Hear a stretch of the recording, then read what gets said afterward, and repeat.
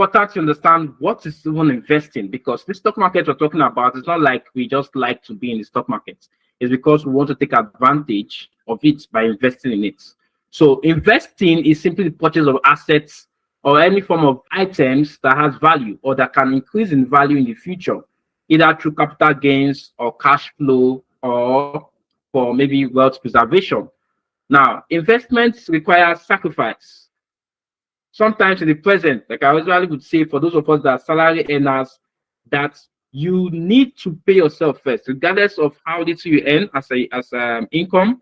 You need to pay yourself first. Now, in pay yourself first, it means you have to deprive yourself of some pleasures, of some vanities, of some luxury, so that you can invest. Now, the purpose of investing, like I said earlier, is to generate a return from the invested asset or cash flow. Return on investment can be that you bought an asset at 1 million naira, and in 1 year time, the asset grows and you can now sell it at 2 million naira. So your profit will be 1 million.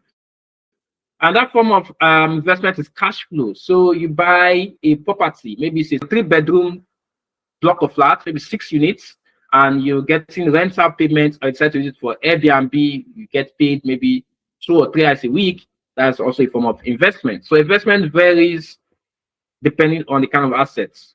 So the stock market is just one kind of assets that I teach. There are other asset classes that I teach. I teach bonds, I teach commercial papers, mutual funds, real estate. I don't really go deep into it because I'm very new in it. So, but I encourage people to also invest in real estate. So any form of legitimate opportunities out there, that's where you find me telling people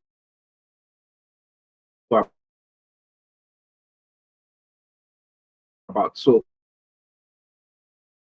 4 facts about investing.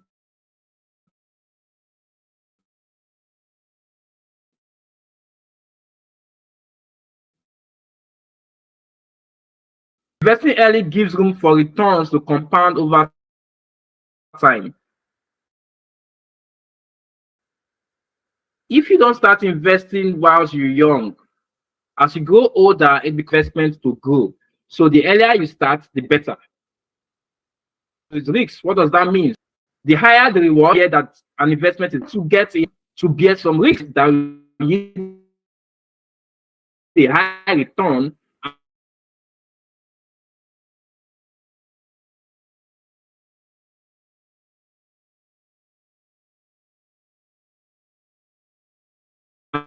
And to also have a low risk. Those opportunities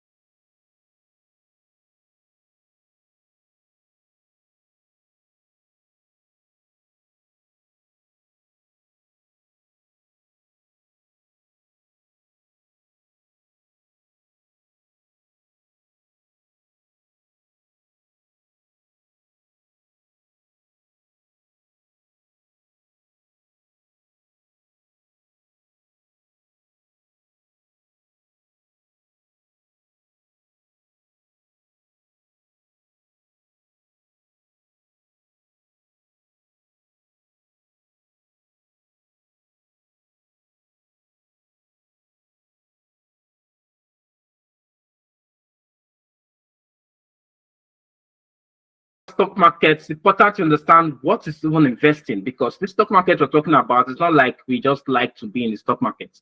It's because we want to take advantage of it by investing in it. So investing is simply the purchase of assets or any form of items that has value or that can increase in value in the future, either through capital gains or cash flow or for maybe wealth preservation. Now, investments require sacrifice. Sometimes in the present, like I usually would say, for those of us that are salary earners, that you need to pay yourself first, regardless of how little you earn as income. You need to pay yourself first. Now, in pay yourself first, it means you have to deprive yourself of some pleasures, of some vanities, of some luxury, so that you can invest. Now, the purpose of investing, like I said earlier, is to generate a return from the invested asset or cash flow. Return on investment can be that you bought an asset at 1 million naira, and in 1 year time, the asset grows and you can now sell it at 2 million naira. So your profit will be 1 million. And that form of investment is cash flow. So you buy a property, maybe it's a 3 bedroom block of flats, maybe 6 units, and you're getting rental payments, or decide to use it for Airbnb. You get paid maybe 2 or 3 hours a week. That's also a form of investment. So investment varies depending on the kind of assets. So the stock market is just one kind of assets that I teach.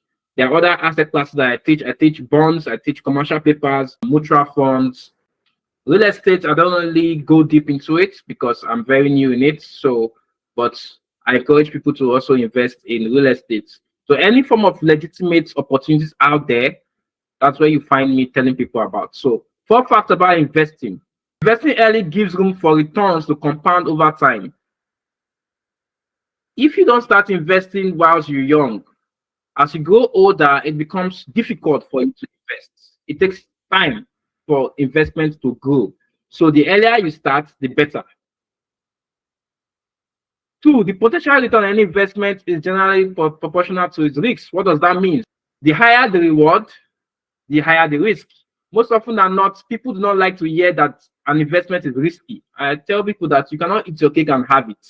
If you want to get a high return on your investment, they should also be willing to bear some risks associated with that investment. It is impossible to have an investment that will yield a high return and to also have a low risk.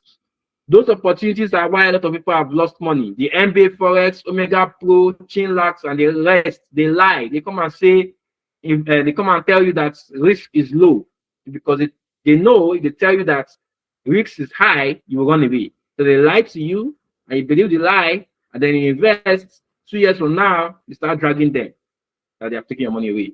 That's what most Nigerians go through every now and then. Investment market, like the stock market, can be volatile, highly volatile.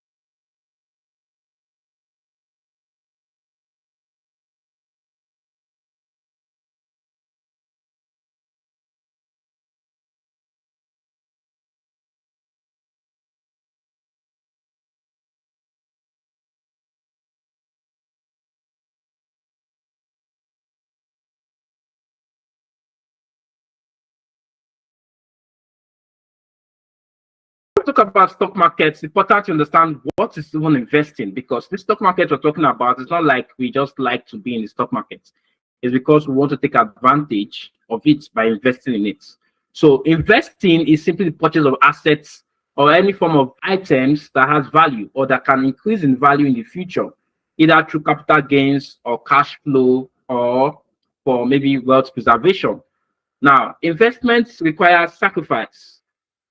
Sometimes in the present, like I usually would say, for those of us that are salary earners, that you need to pay yourself first, regardless of how little you earn as income. You need to pay yourself first. Now, in pay yourself first, it means you have to deprive yourself of some pleasures, of some vanities, of some luxury, so that you can invest. Now, the purpose of investing, like I said earlier, is to generate a return from the invested asset or cash flow. Return on investment can be that you bought an asset at 1 million naira, and in 1 year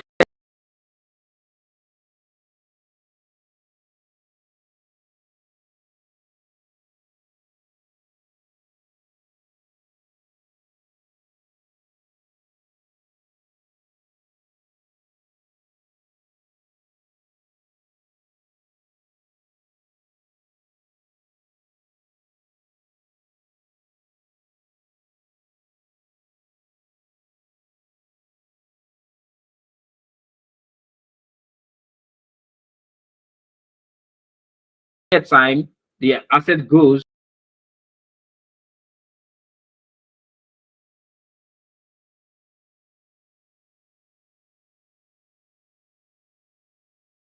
and you can now sell it at 2 million naira. So your profit will be 1 million. And that form of investment is cash flow. So you buy a property, maybe it's a 3-bedroom block of flats, maybe 6 units, and you're getting rental payments, or you decide to use it for Airbnb, you get paid maybe 2 or 3 hours a week.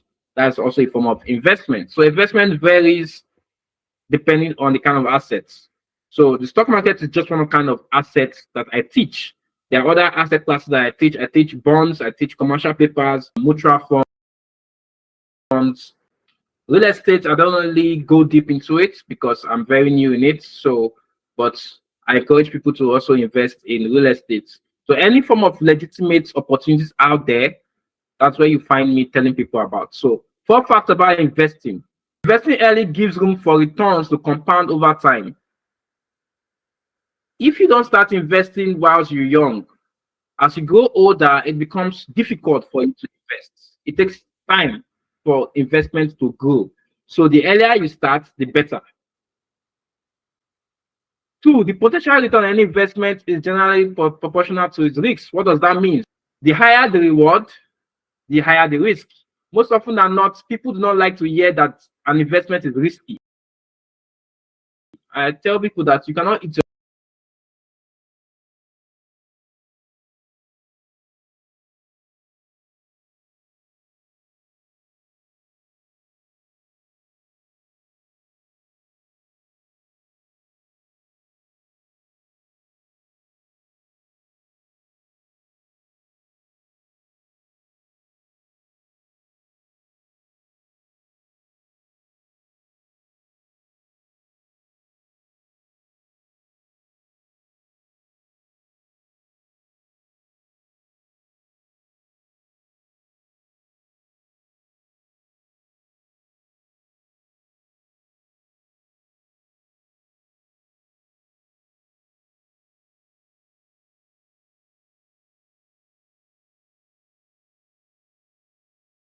cake and have it.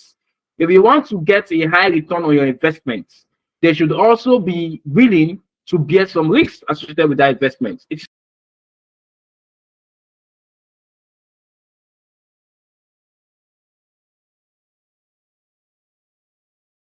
impossible to have an investment that will yield a high return and to also have a low risk. Those opportunities are why a lot of people have lost money. The MBA Forex, Omega Pro, Chinlax, and the rest, they lie. They come and say, they come and tell you that risk is low because they know if they tell you that risk is high, you will run away. So they lie to you, and you believe the lie, and then you invest. So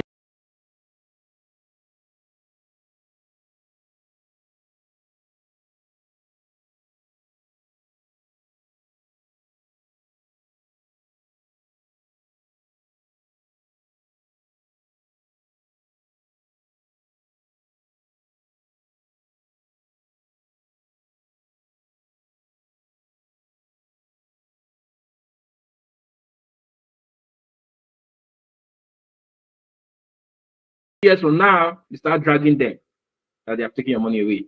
That's what most Nigerians go through every now and then. Investment market like the stock market can be volatile, highly volatile also in the short term with prices fluctuating up and down.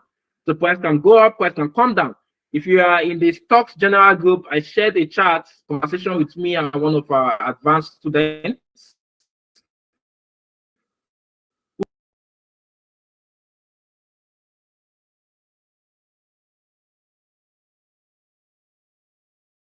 Who talked about his friend that lost, I think, $15,000 or so in the stock market buying Tesla and one other stock. And the reason why his friend had lost is because he bought high and sold low. So maybe 2022, the price of Tesla was around 400 and today is around 200. So when you buy at a high price, the price could drop, and if you're not patient enough, you start at a loss. This is why I always say that investing is not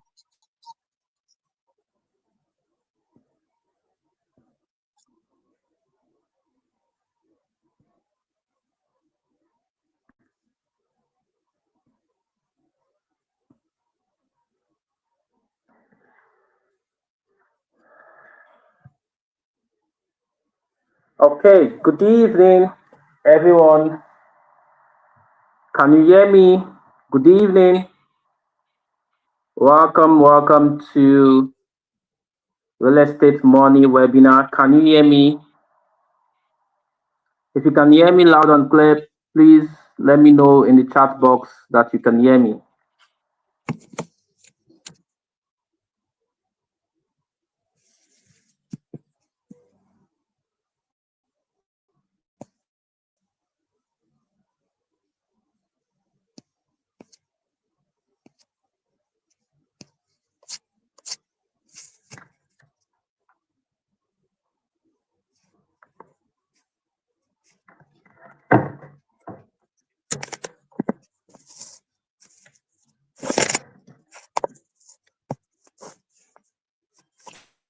Trying to position my camera, so hold on.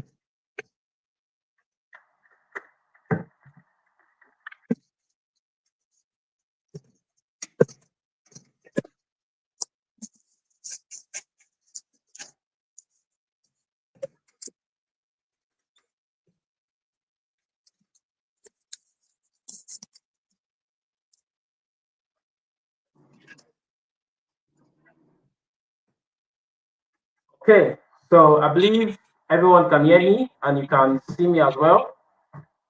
Apologies for starting late. This is not usual, but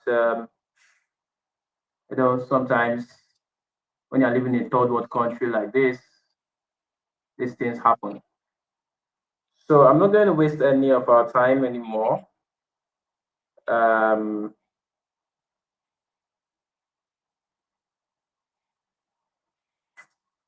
We're going to start right away, but let me just confirm that this is good, that we can see me clearly and can hear me as well. So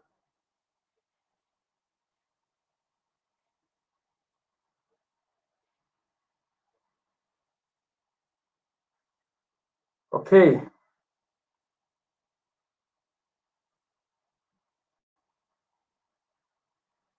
Okay. So because of how this setup has happened this evening, I had to send the link again. Feel free to send the YouTube link to your friends to join. If okay, I think I'm just going to share an ML community so that you can join. Okay, so you could share the direct link to your friends because I'm not going to send another email reminder because of how the whole setup has happened this evening and we're already far behind time. So good evening, everybody, and welcome to Real Estate Money webinar. It's my delight to have you right here. Like I promised, this is not going to be a waste of your time.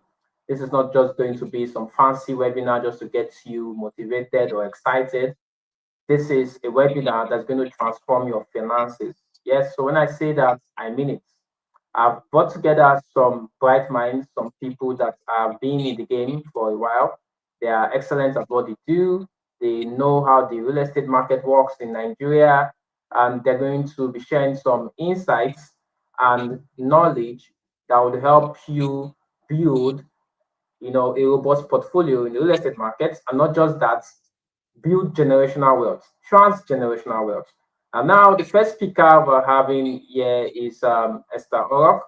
Esther Orok is the co-founder of Wester Bridge, a real estate company that operates in Uyo, Akwa Ibom State, and I think in Abuja as well.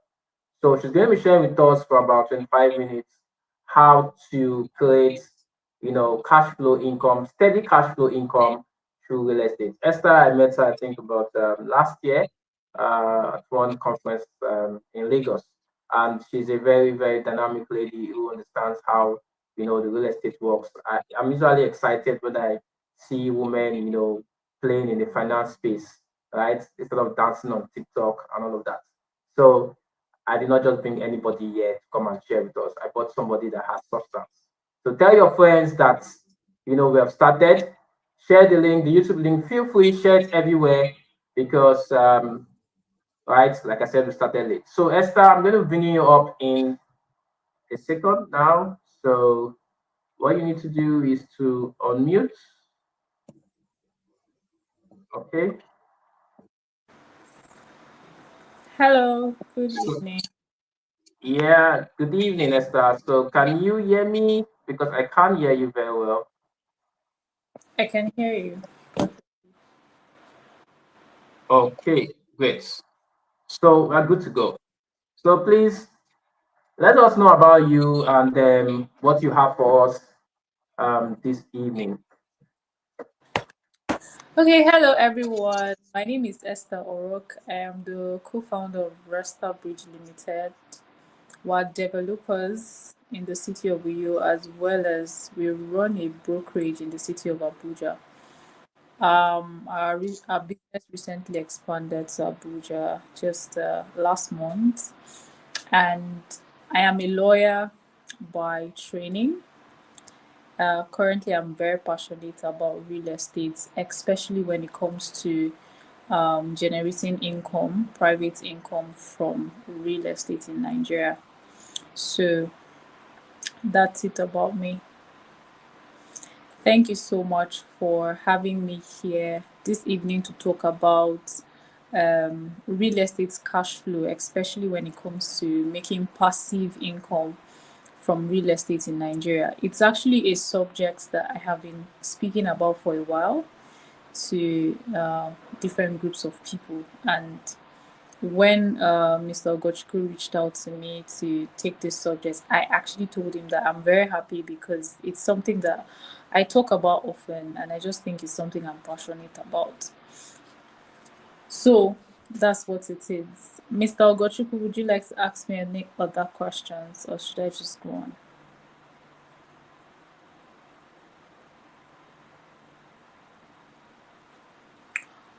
Okay. Good evening, everyone. So let's move on to what we'll be talking about in the next 25 minutes. So cash flow in real estate. This is it's 6:31. So let's roll. Cash flow in real estate. So the thing is, first of all, there are so many misconceptions about real estate in Nigeria, and as young people and even the older generation, there are just a lot of things that people have misconstrued about the real estate industry over time. For example, lots of people think that you cannot actually, invest in real estate unless you have a lot of money. Number two, lots of people think that real estate real estate cannot produce income immediately. So when you talk real estate, oh, that's retirement. I can't start investing in real estate because it won't be giving me anything anytime soon. And so those are like the two major misconceptions that I find very often in the real estate market in Nigeria. And I think that it's something that we need to talk about, and we need to educate and re-educate people on how this really works, and how that you can actually make money from real estate starting from when you invest. So when we talk cash flow, what exactly are we talking about? In the simplest possible terms, we're saying how can you make money either monthly or annually from what you currently have. So right now you have real estate assets, you have a land or you have a house, and you actually want to make money from this thing. How do you actually make money from it right now? And that's the question that we are answering in this class, right?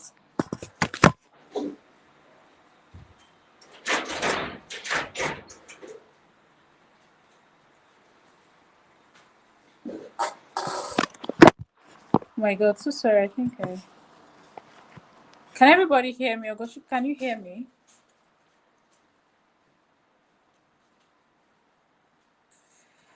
I don't know how to just get back on to be sure that.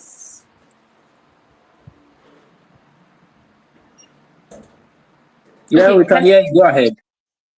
Okay, thank you. Thank you so much. Okay, so that's bit I was talking about what cash flow means. In the simplest possible terms, when you talk about cash flow in anything, you're asking yourself the question of money. How do I make money from what I have? I have a land that is lying fallow. How do I make money from it? I have a house that I inherited or I bought some time ago. How do I begin to make money from it? That's what cash flow is, and that's what we're going to be discussing in this lesson today. So let's start from fractional real estate. The first way that you can actually make, because I'm going to start from like bottom to top. So if you are in the category of people that you don't really have like the hundreds of millions to, or the millions to buy land, or the hundreds of millions to buy houses, like solid houses, how can you actually make money with your 100,000, your 200,000, your 500,000 naira? How can you put that money into real estate and make it make money from you? The first way is fractional real estate. And what is fractional real estate? A simple Google search can give you the answer. Fractional real estate means that you come together with other people to co-own real estate assets, whether land or houses. So now, how did this idea come about? If you and 5 of your friends, right, see a land in, let's say, Ekpe, Lagos, and that land costs 2 million naira, and you really know that there is a future in Ekpe, or like in Abuja right now, there's a future in Guzape, right, Guzape too, and you're just asking yourself, I do not have, the times when land was still selling for 2 million naira in Ekpe. I don't have 2 million naira to buy this plot of land, but I know that there's a lot of potential here and I want to invest in this place, but I don't have up to 2 million naira. You could actually reach out to 3 of your friends if you have 500,000 naira and say, can we come together because we are friends and buy this land? Now, we do not want to build on this land. Pay attention. When it comes to fractional real estate, it's usually purely investment kind of real estate. It's investment real estate. You're not collectively buying land in Epe because you want to build and live in it. Right? It's purely investment real estate. So you're coming together with 3 of your friends, you're pulling your 500,000 naira each to make 2 million naira to buy this plot of land in Ekpe or any other place in Nigeria collectively, with the hope that in the next 5 years you can sell off this land at 10 million naira, meaning that you have made 8 million naira profit, and this 8 million naira profit can be shared together with the capital, can be shared among 4 of you. This is what's fractional real estate. I take it again. Fractional real estate means that you come together with a group of people. It could be one other person, it could be 2 other people, it could be 50 other people, you come together to co-own whether land or house solely for the purpose of making profits. When it comes to fractional real estate, you're purely dealing with investment properties. So if it is a land, you're only buying that land because you want to flip it in the next few months or in the next few years, and everybody shares profits and you walk away. The legal framework for this is where the work really comes in, because just because these people are your friends doesn't mean that you're not going to have a paperwork that binds, all of you together in this agreement or this arrangement that you're having. And fractional real estate is not just about lands. You can actually co-own as much as rental properties, whether short-term or long-term rental properties. There are hotels in Nigeria right now. They're not owned by one person. They're owned by a group of people. There are cooperative societies that may not really have fractional real estate structures in the way that we're talking about it, but they have a structure that is fractional ownership. So some people own 2% of the assets, some people own 10%, some people own 50% of the assets. Fractional real estate is one of the surest ways that you can begin to invest in real estate, especially if you don't have a lot of money. With as low as 500,000, you can begin to partner with other people to acquire assets all over Nigeria. That's the first point that I'm talking about tonight: fractional real estate. Please, instead of just gallivanting about doing everything, every other thing is actually important in life, but investment, especially when you have friends, right? Investing together as friends is one of the sexiest thing that you can do in your group of friends. Secondly, there are actually platforms that allow you to. So we have finished with fractional real estate. Now we are going to real estate investing with companies, with brands, and all of that. So we know that some platforms like Bamboo, Piggyvest, and so many other platforms actually allow you to invest in real estate projects, right? You could see a project and they say, oh, if you invest 100,000 naira in 1 year, you're going to get 22% or 25% or 30% or 40%. There are platforms that are vetted by SEC in Nigeria. There are platforms that are accredited to actually run this sort of investment that you can check out. There are actually a lot of them.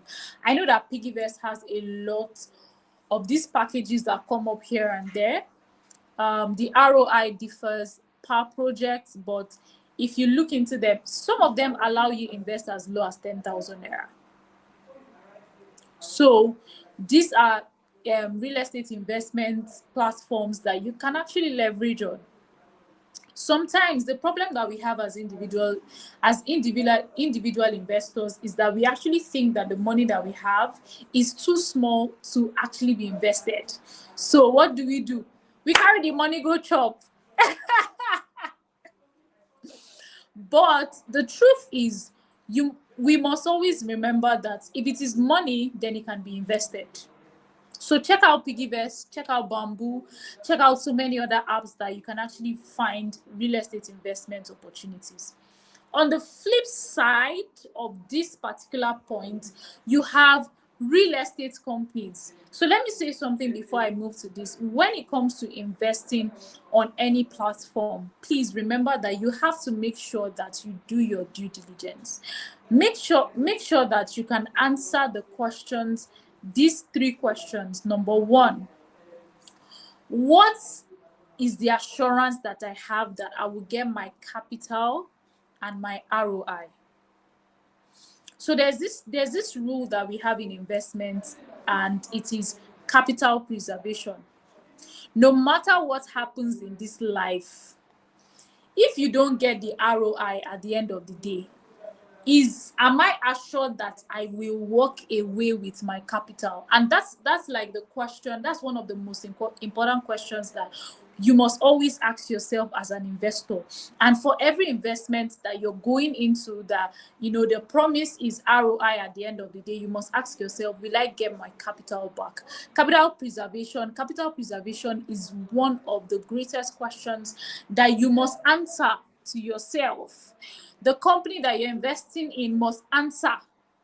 The investment manager or managers must answer capital preservation. Number two, what is the legal preservation? What is the legal framework that preserves my investment? I understand that as Nigerians, many times we just do things based on vibes and inshallah. But when it comes to money and investment, you must be ready to ask the difficult questions. You must be ready to go into the deeper things that the ordinary person is not willing to do.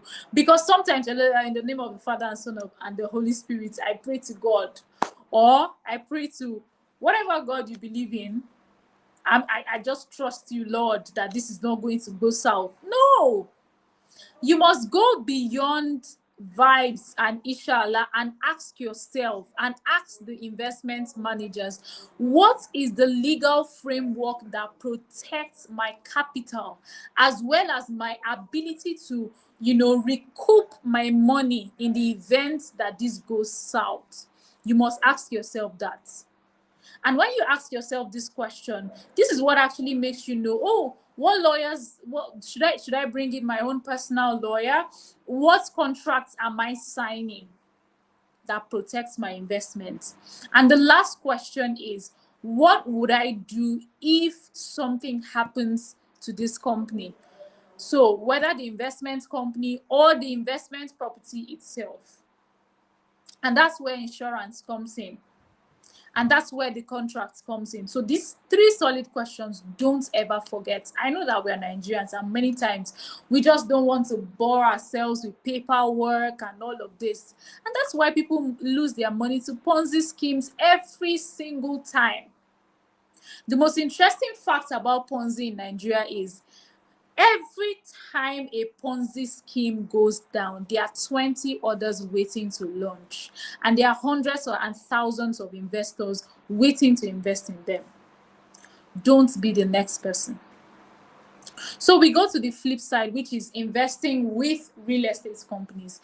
There are real estate companies that have a couple of investments, channels for the public. A lot of investments that goes into the real estate market actually goes in privately. So most companies don't come out to the public to say, oh, we're taking 10 million naira to give you 20% annually. However, a few companies actually do, like a public investment call, and people get to invest. So first of all, we have like the buyback thing that has become very popular among real estate companies. The buyback plan, where a real estate company launches a property or a project at the pre-launch price and says, oh, this project is going to sell at 3 million naira when we launch, but now we're having a pre-launch at 1.5 million naira, and you're not owning this property for life. Note, you're not owning this property for life. We're only saying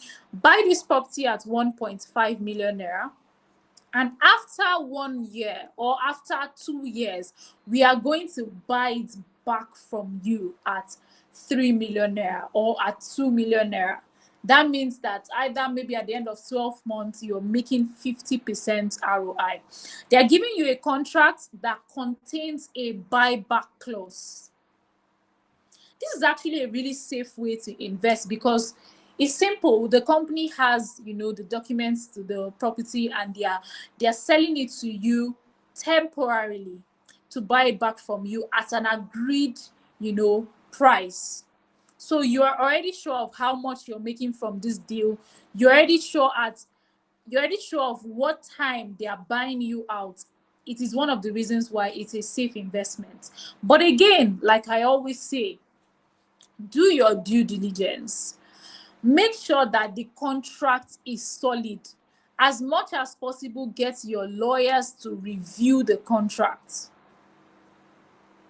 So buyback is one of the ways that you can make money from real estate. Some real estate companies do buyback 4 months, 6 months, 12 months, 18 months. It means that within 6 to 18 months, you can actually make between maybe 30% to 100% when it comes to buyback.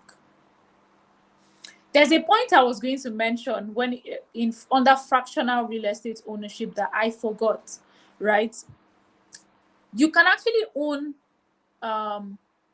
both short-term and long-term rental properties using fractional ownership. For example, last year, December, we set up a short-let apartment in the city of Uyo, and it was purely on the platform of fractional ownership. Today, the least available rooms in that short-let apartment is going for 120,000 naira. And the apartment has 60% occupancy rate.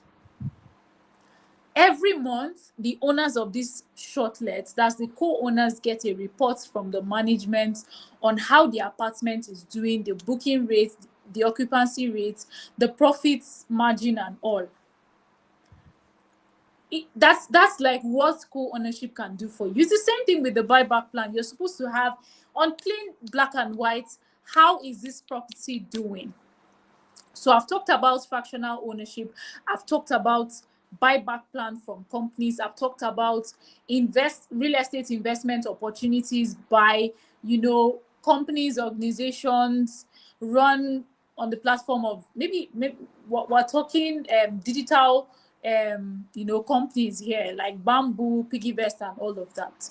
The third thing I'm going to talk about is you actually taking ownership or taking charge of the property you already have and running it by yourself solely. So this one, you're not collaborating with anyone. No company is running the investment for you. Number one, do you know that you can actually rent your land for people to plant on them? You can actually rent your land, right, for people to plant for agricultural purposes. So depending on the location of your land, there are people that are involved in agriculture that are consistently looking for land to rent annually, whether to plant crops or to do fish farming or whatever. But in Nigeria, there's one thing that you must understand: no matter how bad the economy is or gets, agriculture is always going to thrive. And agricultural real estate is an area of real estate that, no matter the inflation in Nigeria, because people are going to always eat, no matter what happens, people will always eat. It's why you cannot just have your land sitting for 10 years. So what happens? You buy a land, and after 10 years you resell. Yes, and you make profits. That is a good business model. But why not take it a little further? If your land is situated in locations where you can actually rent it out to people that do agriculture. Remember, as a lawyer, I always tell you, whatever it is that you do, whether it's investment, whether it's collaboration, whether it's renting your property out to people, make sure that your contract is solid. Because some people are going to come and ask the question, what if I give somebody my land to plant, and after 5 years they now say it is their own land because they have been in possession for 5 years? It's because you didn't do your legal homework well. You need to get a lawyer to fix. And I'm not that lawyer. I'm not that lawyer, please. So let me just say that at the beginning of this. But get a lawyer. One of the things I always tell people is, see, having a lawyer or lawyers as friends is one of the biggest decisions that you need to make for yourself.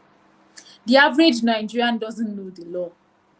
Nobody has the right to take over your property because they have been in possession for some years because you gave them to farm. That means you didn't have a solid contract. So back to why we are here today: cash flow.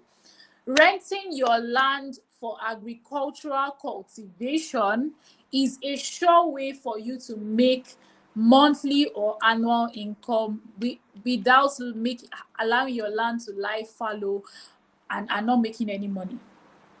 Number two, you can make rental income, short-term rental income, by turning your property into a short-let apartment, depending on the location. So let me tell you something about short-lets really quickly. The short-let market is getting really, really oversaturated in Nigeria because a lot of people want to have short-lets in already saturated locations. So must your shortlets be in Lekki, for example, because the market is already saturated there. So why not look for locations where you can have properties that the market is not already saturated? That's number one. Number two, you can also make money from long-term rentals. I understand that recently landlords are becoming rather impatient, and I understand that it's because of the economy and people just want to, they've become dissatisfied with annual rental income. But truly, people are still making money from annual rentals. So instead of your house, just lying there and you're waiting to sell it off, why not put it up for rent, pending when you can get a buyer for it? So I've talked about 4 ways that you can, get cash flow from real estate. I've talked about fractional real estate, which I think might be new to a lot of people. I have explained how it works. I've talked about real estate investing with certain companies. I have talked about investing with real estate companies under maybe the buyback or the regular investing for ROI at the end of the year. I've also talked about short-term and long-term rentals, whether it has to do with land or with a house. So what I'm going to say to just round up this session is that you do not need to wait for 5 years to actually make money from real estate. With whatever you have right now, whether it is a land or a house, you can start making money as soon as tomorrow from that real estate asset that you have. Because of course, real estate is built to make you money. You are not making money because you're not appropriating, the full value of what you have. Thank you so much for having me this evening. I think I'll just be allowed to take a few questions for the next 2 minutes. Thank you so much for having me tonight. Thank you, Mr. Ogochukwu, and everyone in the Money Sense community. So let's take the questions.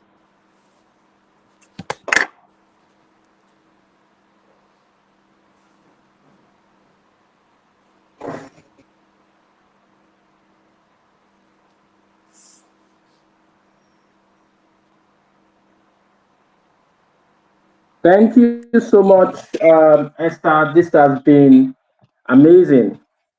You did justice. Guys, if you have questions, this is the upcoming Queen of Rental Income in Uyu Akwa Ibom. You can hear what she talked about shortlets. A lot of people think that there's no longer money in shortlets, but Esther and her team, they are printing money in Uyu because that market is quite unsaturated. And if you have heard me talk about developing, or would I say emerging cities in Nigeria, Uyu is one of them, right? Asaba is another one. And those are places that we have lots of hotels and not many shortlets, and people are getting to know that it's cheaper, or would I say better, to stay in a shortlet apartment. So, guys, we can take 3 questions for Esther, and we have our second speaker backstage is going to come and talk to us about how you can build wealth via land banking. Okay, so any questions? I think I found one. Okay, no questions. Um, all right, so questions. Esther needs to go and attend to our clients. How did you know I have a meeting just after now? I know you. You're a very busy woman. Okay, so I think that maybe at the end, if Esther can come back, we would appreciate that so she can take questions. Fractional real estate quite insightful. Yes, it is possible to come together as a group to own a property. that can yield rental income for you. So many of us don't know that there are a lot of people that come together to do business in Nigeria. I know many of us are used to sole ownership, right? And that kind of thinking is primitive.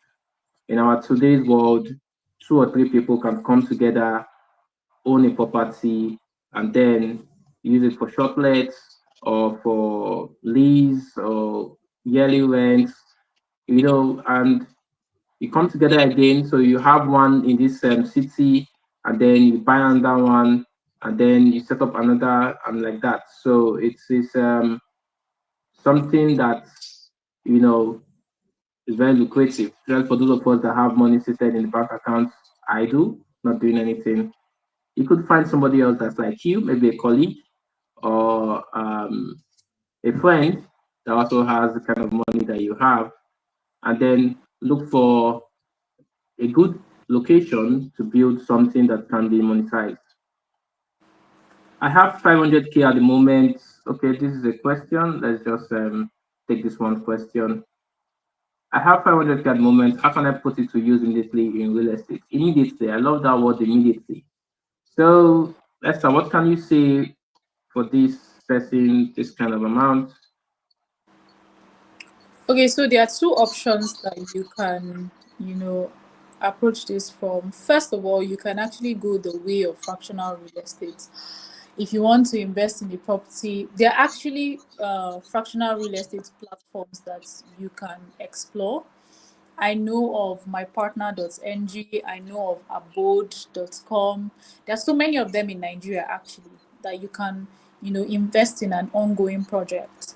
Right? That's one thing that you can do. And they offer between 20 to 40% annually for such investment projects. You can also go the path of investing with platforms like Piggyvest, Bamboo, etc., in real estate projects that they have ongoing.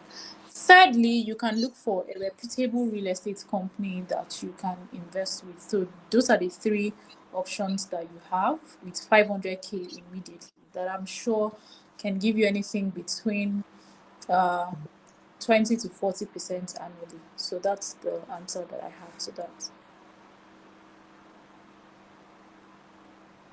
Okay, thanks, Esther, for that. So another question. This is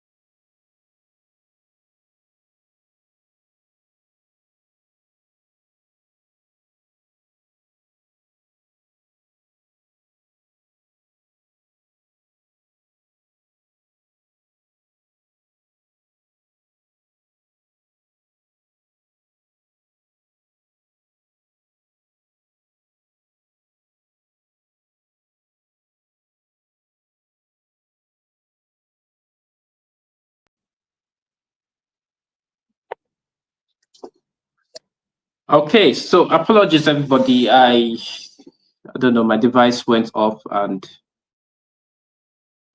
I'm back now. So we're going to be having our next speaker. His name, yes. So guys, please bear with me. I'm not in Lagos and I'm quite struggling. I just thought of not canceling this webinar and we'll have it the way it comes. So please bear with me. Those of us that attend Money Lessons webinar, you know that things don't go on like this. But yeah, we'll manage. All right, so we have KB Adisafe. KB is one person I've known for a very long time, right from university days. And he is the founder of Polymath Real Estate Limited, situated in Lagos. They have estates in Ekpe and I think somewhere in between Djibouti and Lagos. They also have something coming up that is new, somewhere around Ibadan and Abeokuta. So he has some quite experience in real estate, doing this for about 5 years, if not more, starting from very humble beginning as a realtor for other companies, before he jumped into setting up his own outfits. So he's going to be talking to us this evening on how we can, build wealth via land banking. I'm sure you already know what land banking is. If you're active on Facebook or Instagram, you'd have seen a lot of realtors talk about it. Oh, on the land, so it's not paying rent and all of that. So it's going to be sharing with us, all of those stuff you'll be hearing. And I hope you learn. So hang on, don't go away yet. There's a whole lot more for you to take away from this webinar tonight. So Adisafe, how you doing this evening? Can you please unmute so you can speak? We can see you. Lights and my eyes are like two different things. Good evening, everybody. Good evening, Mr. Kocha. Good evening. Okay, so we can. You said what? How is the state or wherever you are going? How is it going there? So I'm in the Aimba city of Aba. Oh, fantastic. Fantastic. That's good. Yeah. So the internet here in some places is quite terrible. So I had to change location.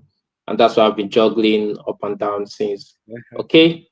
So please introduce yourself again, maybe in your own way, and then hit the ground with what you have for us. Please, you have 20 minutes, Wow. 25 minutes, that's 25 minutes, 5 minutes questions and answers. Yeah, we're behind time, so just try and bear with us. Okay.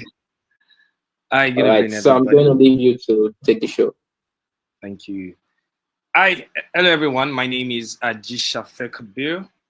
I'm the founder of Polymer Real Estate Limited. So we're a real estate development company.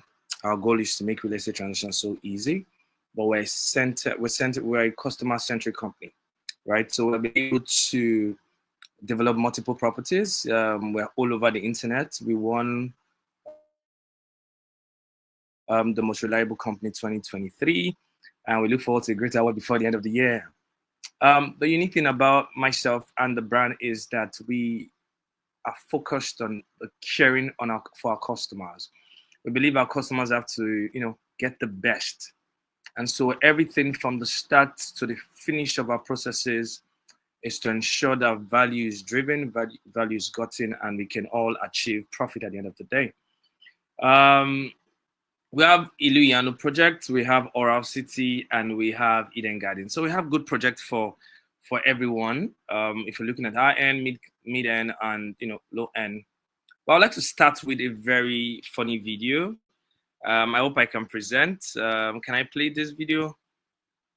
Let me see if I can do that. Please permit me to share my screen. Okay. Oh, wow. I'm on plenty things.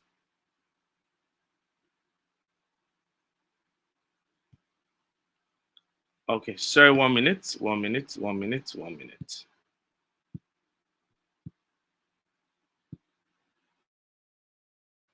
Okay, I'm trying to, sorry. So I want to play a video so I can share. Please, 1 minute.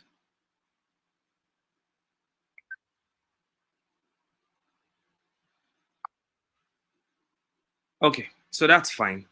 I'll hold on that. So I'm going to be talking about land banking. And land banking, I'll start by telling a story. I'll tell you 2 stories.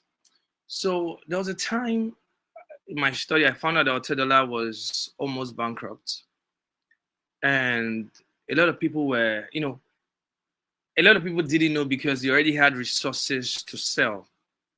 And some of those resources, or majority of those resources, were lands and property that he had. And I believe that the time he bought those properties or owned those properties compared to when he sold them, he had gotten profit. So the question is, what then is land banking? Land banking in itself, I wish I could, project my screen. I'm having a little issue here. Different returns.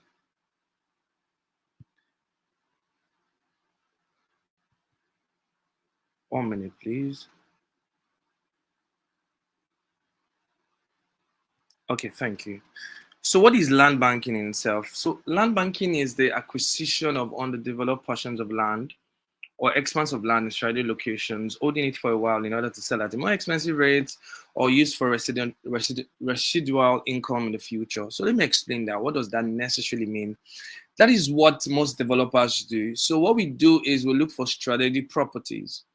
We buy it at a very good rate, hold on for a while, and then we sell to customers at a very amazing price. And that's the same thing that $1 did during his time. So land banking involves you getting properties that are strategic. Involves you not just buying a property to live in, not just buying a property because you want to build your dream house at this time, not just buying a property because, man, I just want to hand out 200K per month. No, it's more about you investing. It's more about you buying a stock market, a stock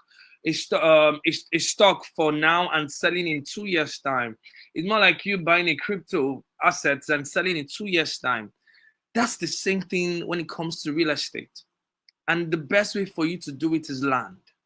You cannot take out land from any real estate investment because land is the basics of our real estate. What do I mean? So if you want to build rental income, you have to first develop the land. If you want to build a dream home, duplex, semi-detached, whatever, the bungalows, whatever, you have to first start from land. If you want to go commercial, maybe it's shops, maybe warehouses, you need land.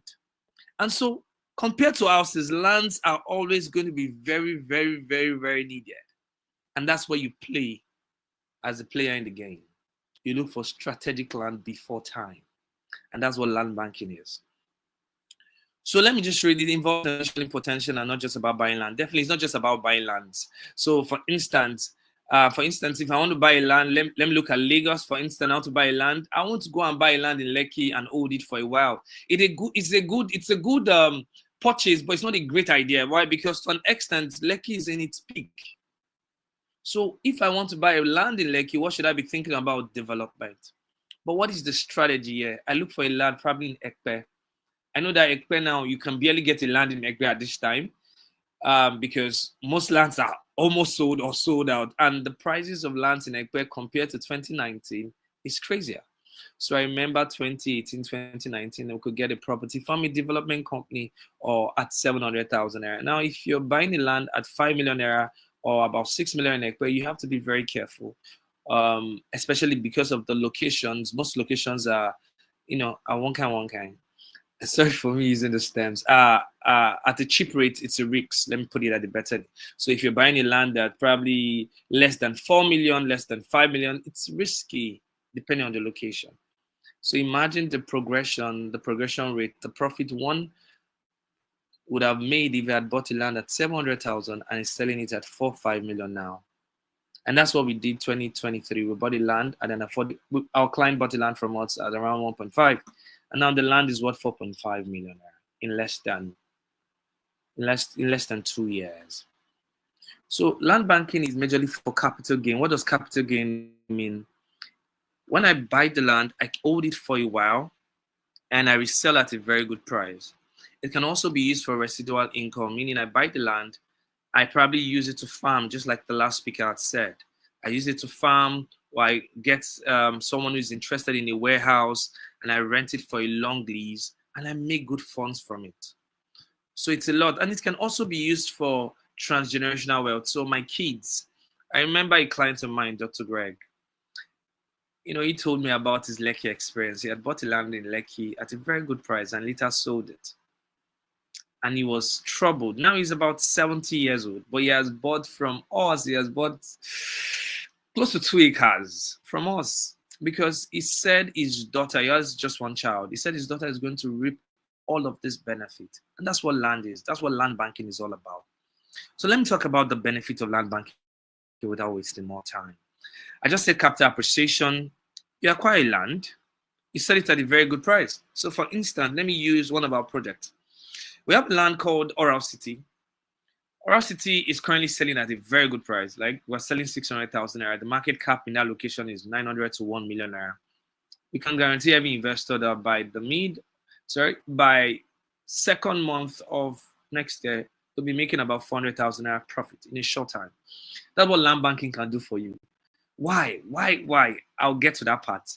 The next thing is passive income. I've said it. You can buy land, farm on it, you can farm. Let me tell you another story. So I have a developer friend of mine. He has one fantastic land, 50 plots.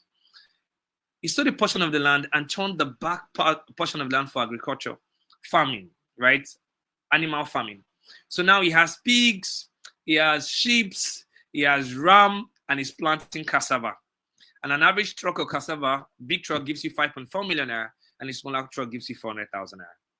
So he sold the land at a very good price, but he kept it for land banking. That's what residual or passive income can do when you have lands, right? So land banking helps you to have lands or hold lands for a while. Rather than you just looking at the land, you can as well use it to make more profit, just like my friend. He's using the land to make so much money from cassava, as well as so much money from pig farming or pork money, as well as, sheep and rams, and as well as goats. That's what land banking does for you. Another thing is what we call edge over inflation, right? So according to the World Bank WESP, they must understand that there's going to be the inflation rate globally is appreciating. I know everyone here can tell that Nigeria's inflation rate is overboard, right, to an extent, right? But land banking helps you to edge over inflation, right? So as cost of living appreciates, the cost of lands appreciates. So I remember Mr. Olimide called us. He's interested in one of our projects. And he told me that one of the major things I like about you guys is about lands is the fact that even if the country things are hard, lands will keep appreciating. And that's what inflation helps land banking to achieve, appreciation in prices, right? So as long as the cost of living keeps appreciating, the cost of lands will always keep appreciating. So how do you balance? How do you get that one step ahead? How do you get one step ahead above the inflation rate? By involving yourself in land banking? Buy good lands. For instance, I buy a land worth 600,000, let's say 500 square meters, and I'm willing to, and I buy it around, let's say 600,000. Yeah, 600,000. By February, I can predict that the land will be around 1 million thereabout. If I sell half of that land, I will make 500,000 naira. That is almost the same price of you owning the entire land. So that's one concept of land banking that a lot of big investors use. And so that's why when you get to Lekki, for instance, you see that they are building houses on a very small, they are building terraces on one small portion of land. It's because the person who had bought the land previously wants to keep making money off the land. And definitely because there's a very high demand of the land, he can sell small portions at the rate he got the entire land and make more profit. So that's what land banking does. That's what land banking can help you with. So inclusion of all of the previous importance, another one is tax benefits. So government cannot tax you to an extent if you have lands, right? So you're able to deduct the cost of land acquisition from your income, right? So from your taxable income, you can always tell government, I have so and so lands. They can always remove it. The reason why a lot of people don't do that is because they don't know. But actually, land banking also helps you with tax benefit, right? So if they come to tax you, you can always tell them I have land, so I'm a shareholder in this country, and so I'm trying to. They will always give you a tax benefit, benefits. That's a good word. Another thing about land banking is diversification. For instance, personally, I have animal farming. I have a couple of other current assets. But the best for me is still land banking. The best for me is still fixed asset. That's lands, because I could always make more money from lands. One of our projects that a friend bought, he bought it at 1.5 million. Now we're selling it at 3 million. Soon we're selling at 3.5 million naira. He wants to sell half that portion of land to his friend at 2.1 million naira. That's how much the client has gotten or the customer has gotten. Right, so it helps him to diversify his portfolio. So it will be funny if you just have assets in terms of shares, right? It will be funny if you have assets in terms of crypto, or you have assets in terms of other treasury bills and all. For instance, if you have bought an asset of bought a share of Tugo, you'll be on a minus. Probably you kept $100 or $200 or $1,000. By now you'll be on a minus by now, right? But if you buy a land, your land can never be on a minus, because lands in Nigeria keep appreciating, irrespective of the location. Let me ask you guys this question today. How do you think your father or your mother that in the village sell their land? Who buys the land in that forest? There's always someone in need of that land. So I also noticed a lot of people make a couple of mistakes with, I need this location. Yes, location matters. It helps you to generate high potential, profit. But irrespective of that, lands always keep appreciating irrespective of the location. If it's Delta, if it's Lagos, if it's Port Harcourt, if it's Sokoto, there's always someone in need of that land, and therefore the price will always appreciate. Now, lastly, transgenerational wealth. You can always give your kids the land. You can always buy land, not necessarily for yourself, not necessarily for you to build a house, right? Or build your dream home. Let me even give you one funny thing. Do you know that anything that does not give you cash flow but takes more money from you is not an asset? That's another way you should look at investment. So for instance, if I have a house, I build a house, a 5-bedroom, and I have to get workers to work on the house, and definitely have to pay land use charge, and I have to pay a couple of things, and I'm living there with my family, and I'm calling it an investment. Yes, you can always sell it at a big price. That's what we call capital gain. But guess what? You're also spending. You are spending on the land. You're spending on the land. You're spending on the house. You're spending with, you're paying workers. So in a typical way, in an advanced investment course, they will tell you that is not an asset, because it's taking money from you rather than giving you money. But unlike the land banking or lands, when it comes to land banking, it gives you more money. It gives you a lot of money. You spend less. So I buy this land, I get my document right, I leave my land, I look for someone who's interested in using my land for something, probably farming, or probably I want to use for warehouse, or probably maybe want to buy it because they want to expand their workers' quarters, right? And all I just need to do is sell the land, or all I need to do is say, okay, I'm going to do a long lease and you'll be paying me about 5 million per month or 5 million annually, depending on what you want, or 50 million annually, depending on what you want. You don't need to spend extra on that land. And funny enough, if the person rents the land from you, he will develop the land for you and the price appreciate again. That's what land banking is. It's interesting. It's like saving up money, and when you're ready to sell, you make the money in massive returns, right? So that's the fun about land banking. And you can see that I'm excited telling you, because I have in various ways benefited from it. So let me talk about low maintenance costs. I talked about that. High profits potentials, get good lands, irrespective of the location, right? But there are key locations that I would like you to look at. Just like the last speaker said, Uyo is fantastic, Asaba is fantastic, Ibadan is saying is fantastic, Oyo State is fantastic, Lagos is fantastic. There are other states that are also fantastic. East is as well fantastic at this time, right? So look into those places. But the next topic will explain better what you should look at, and that's what the strategies for your returns, land banking strategies for returns. The first thing is research lands in strategic locations. So one of the things we do, one of the things we do is that we look at locations that work for us. And so that's what makes us different. So for instance, we just don't buy any land because it's popular. We look at locations, we look at the urbanization of locations. So what is going on here? Are there schools here? Are there universities here? Or are there fast foods here? Is it close to a train station? Is it close to an airport? I look for things that matter. And we say, okay, let's put our money there. And we discovered that when we get there, all our developers come to join us. And that's what we call foresight. As a person who's interested in land banking, you should have what we call foresight.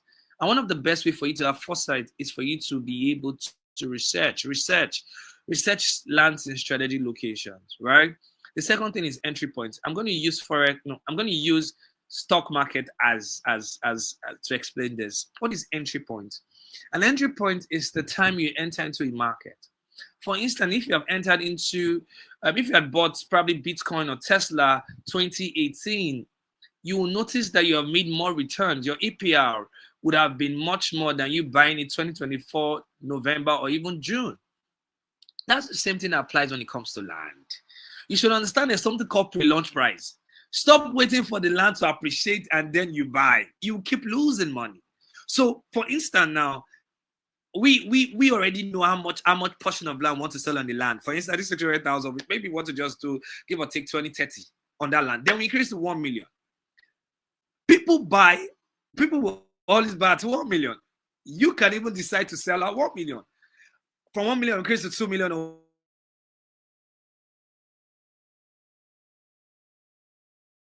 We have sold land at 1.5. People bought 2 million. People bought 3 million. People are still buying. 4 million people are still buying. So that's one thing about land banking. Look for the best time to get into the market.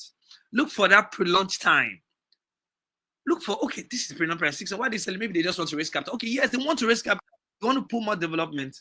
And, look for that. Look for that time, right? Observe. Okay, so closeness to landmark. My time is almost, going. I'll be rounding up very, very soon.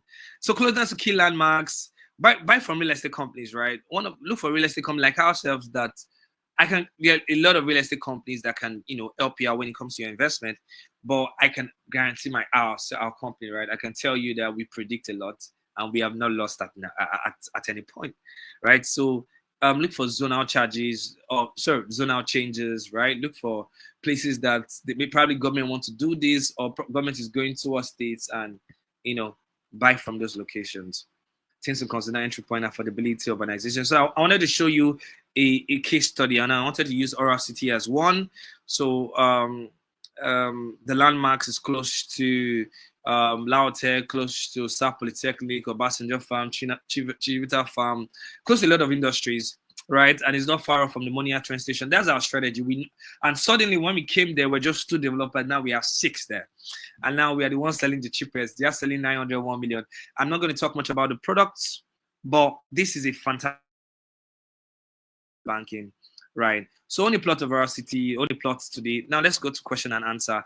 I wish I had more time, right? So do anybody have any question for me? Have you learned something? Is there something you want to share?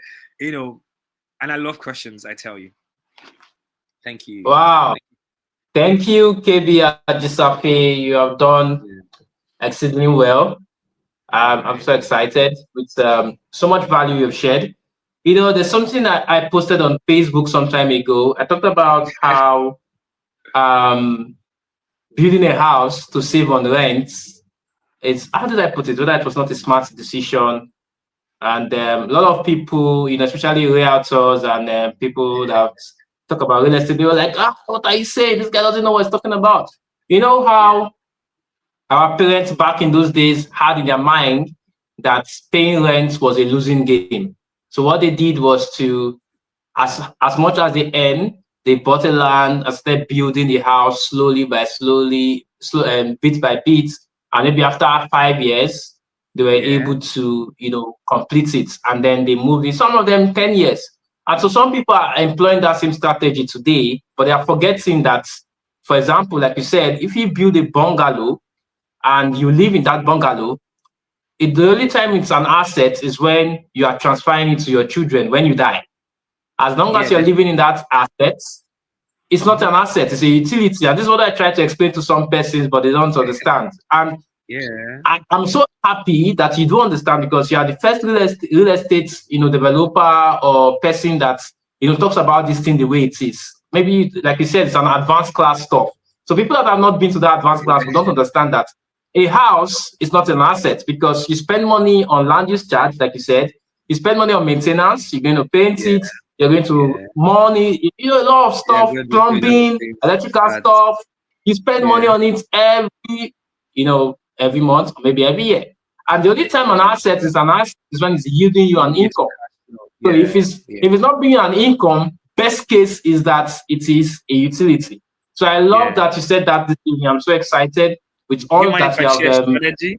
Just one strategy for the house put with forward. regards Okay, to yeah, I'm that. looking for questions. While there's no question yet, you can Okay. show that. Go for it. So yes, so KB is the founder of Polymath Real Estate. I've bought a couple of properties from them, and one of the reasons why I set up this webinar is not just for us to get informed. If you know me, anytime you join my webinar, there's always an action to take. An action is that you buy a stock, you buy cryptocurrency, or you buy land. So there's an action for us to take. And one of those actions is keying into one of the projects that KB Ajisafi's company have. Very low price project, 600K. I think this is the cheapest valuable property That's I the know about cheapest in I've the ever country right done. now.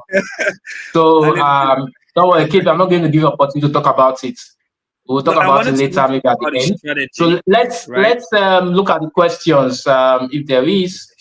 Yes, sir. So much value. Thank you much for this insightful session. What's the name of your real estate company? Okay, I've said it, Polymath Real Estate. You can Polymath search Real on Estate Limited. Instagram, find him.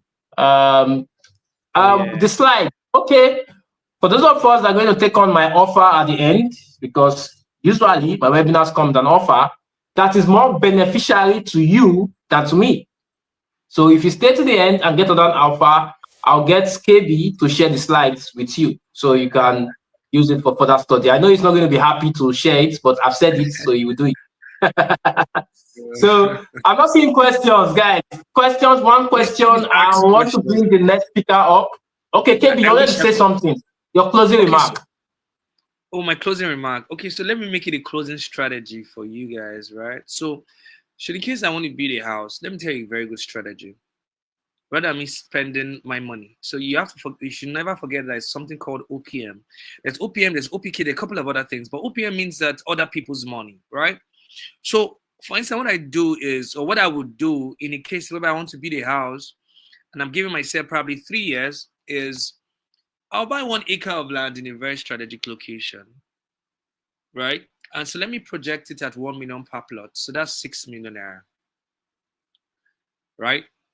I will wait 3 years. I know based on my strategy, I can predict the property can be around 3 to 4, 5 million naira. So 5 million times 6 is 30 million naira. Right, good. I'll prefer to use part of that land. So I will. So maybe I want to 30 million. I want to buy. I'm looking for a closer location. I will sell probably 3 plots. That will be 5, 15 million naira. I go to a location that is 50 million worthy and I buy the land. I wait again. I can sell one of the land at 5 million naira, turn it to buy some pieces of land, probably 1 acre as well, that can cost me 5 million naira. and wait on that. Then I have 10 million. I sell that remaining 2 plots, and I use those 2 plots to build my house. So I've probably spent 25 million building my house without touching my personal money. Then if I decide to touch my personal money, it's because of urgency to build my house. But it can take me 5 years. In less than 5 years, I should complete the house without touching my money. And I've seen this strategy work over and over and over again. So my closing remark would be, land banking is very important. It's important to tackle the economy of the country. It is important to tackle your personal finances for you to grow. It is also very important to look at your kids and say, oh, wow, I left something for you. So please don't forget, involve yourself in land banking. Thank you very much for this opportunity, and I love you guys. Thank you. Wow, amazing, KB, amazing. Thank you so much for doing this with me. You have done very well. And I'm so happy with all of the information and knowledge you put out there, the insights you delivered as expected. Okay, so KB, please, I would like you to come back on this call by 8:30. That should be the end of the session for more questions and answers, because I'm seeing some questions here that we cannot address at this time. So please would like you to come back. All right, so our next speaker, are you here with us? Okay. So guys, in moments, I'll be back. Let me check something.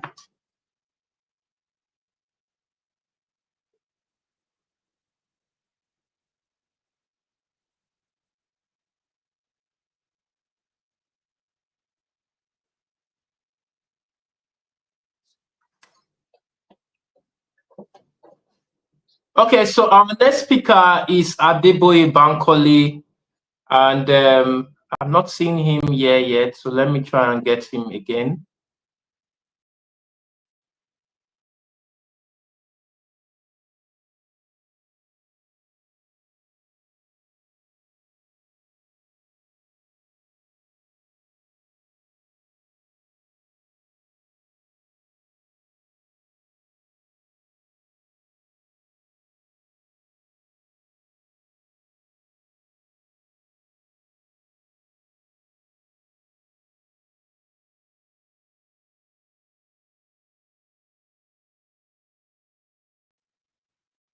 Okay, so guys, this is the thing with living in a third world country. Our speaker is struggling with lights because it's also not in his home, and where he is, the light just went off. And you can see what I did for you guys to make sure that stuff like that does not happen. You can see where I am. I'm in a hotel room. I booked this room just for this session so that light doesn't go off. But if it happens, you know that I've tried. Well, okay, so I can see some questions here. While we're waiting for him, I would answer them. Uchechukwu Miracle, please, if I should buy property, let me see.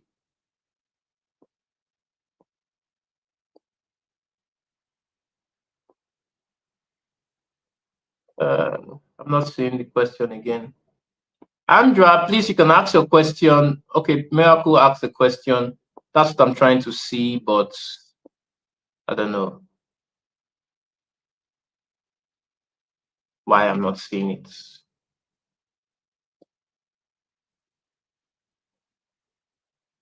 Okay, so please, if someone buys a land outside of one's location, how do one manage it and know when to sell?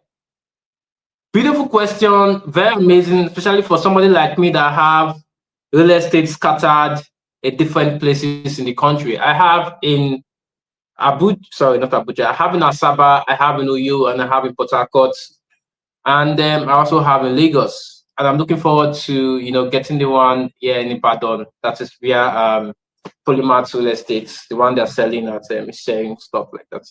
So for me, I don't buy land from community.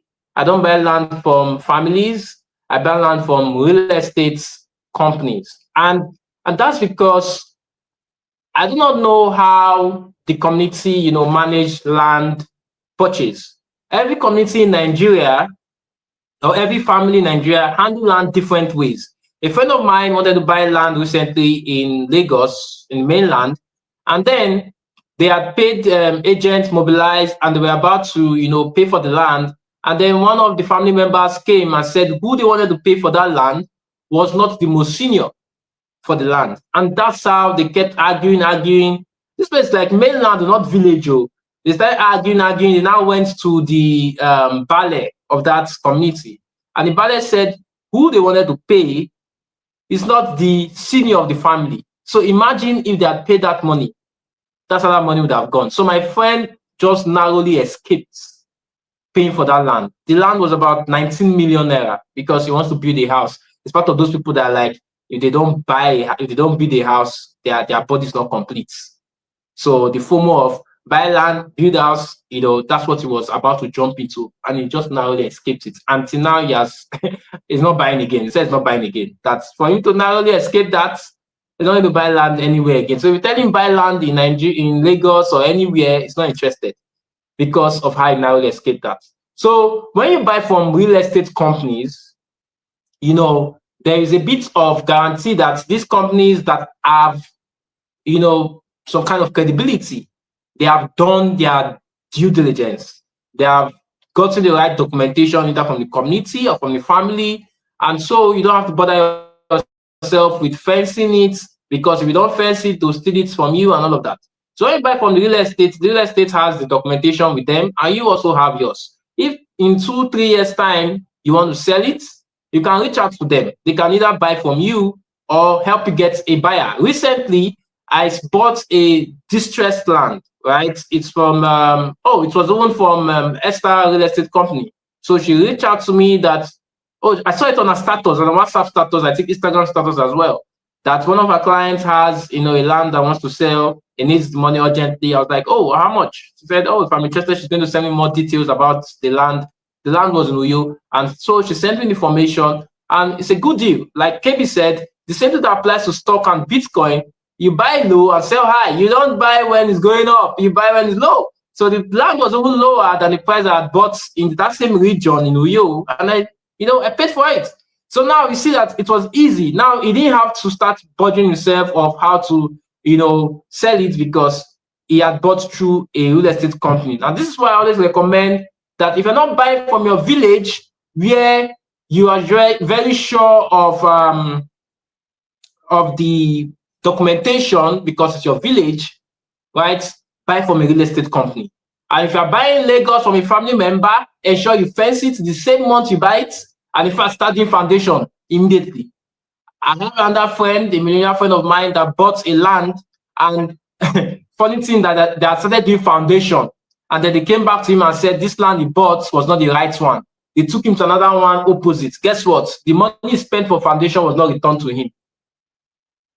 That's how that money disappeared. So buying land from community or from family members is very risky. Make sure you dig deep into it. Otherwise, you're going to hear stories that touch. So that's how I buy my real estate properties here in Nigeria. And that's what I recommend. Buy through real estate companies. Okay.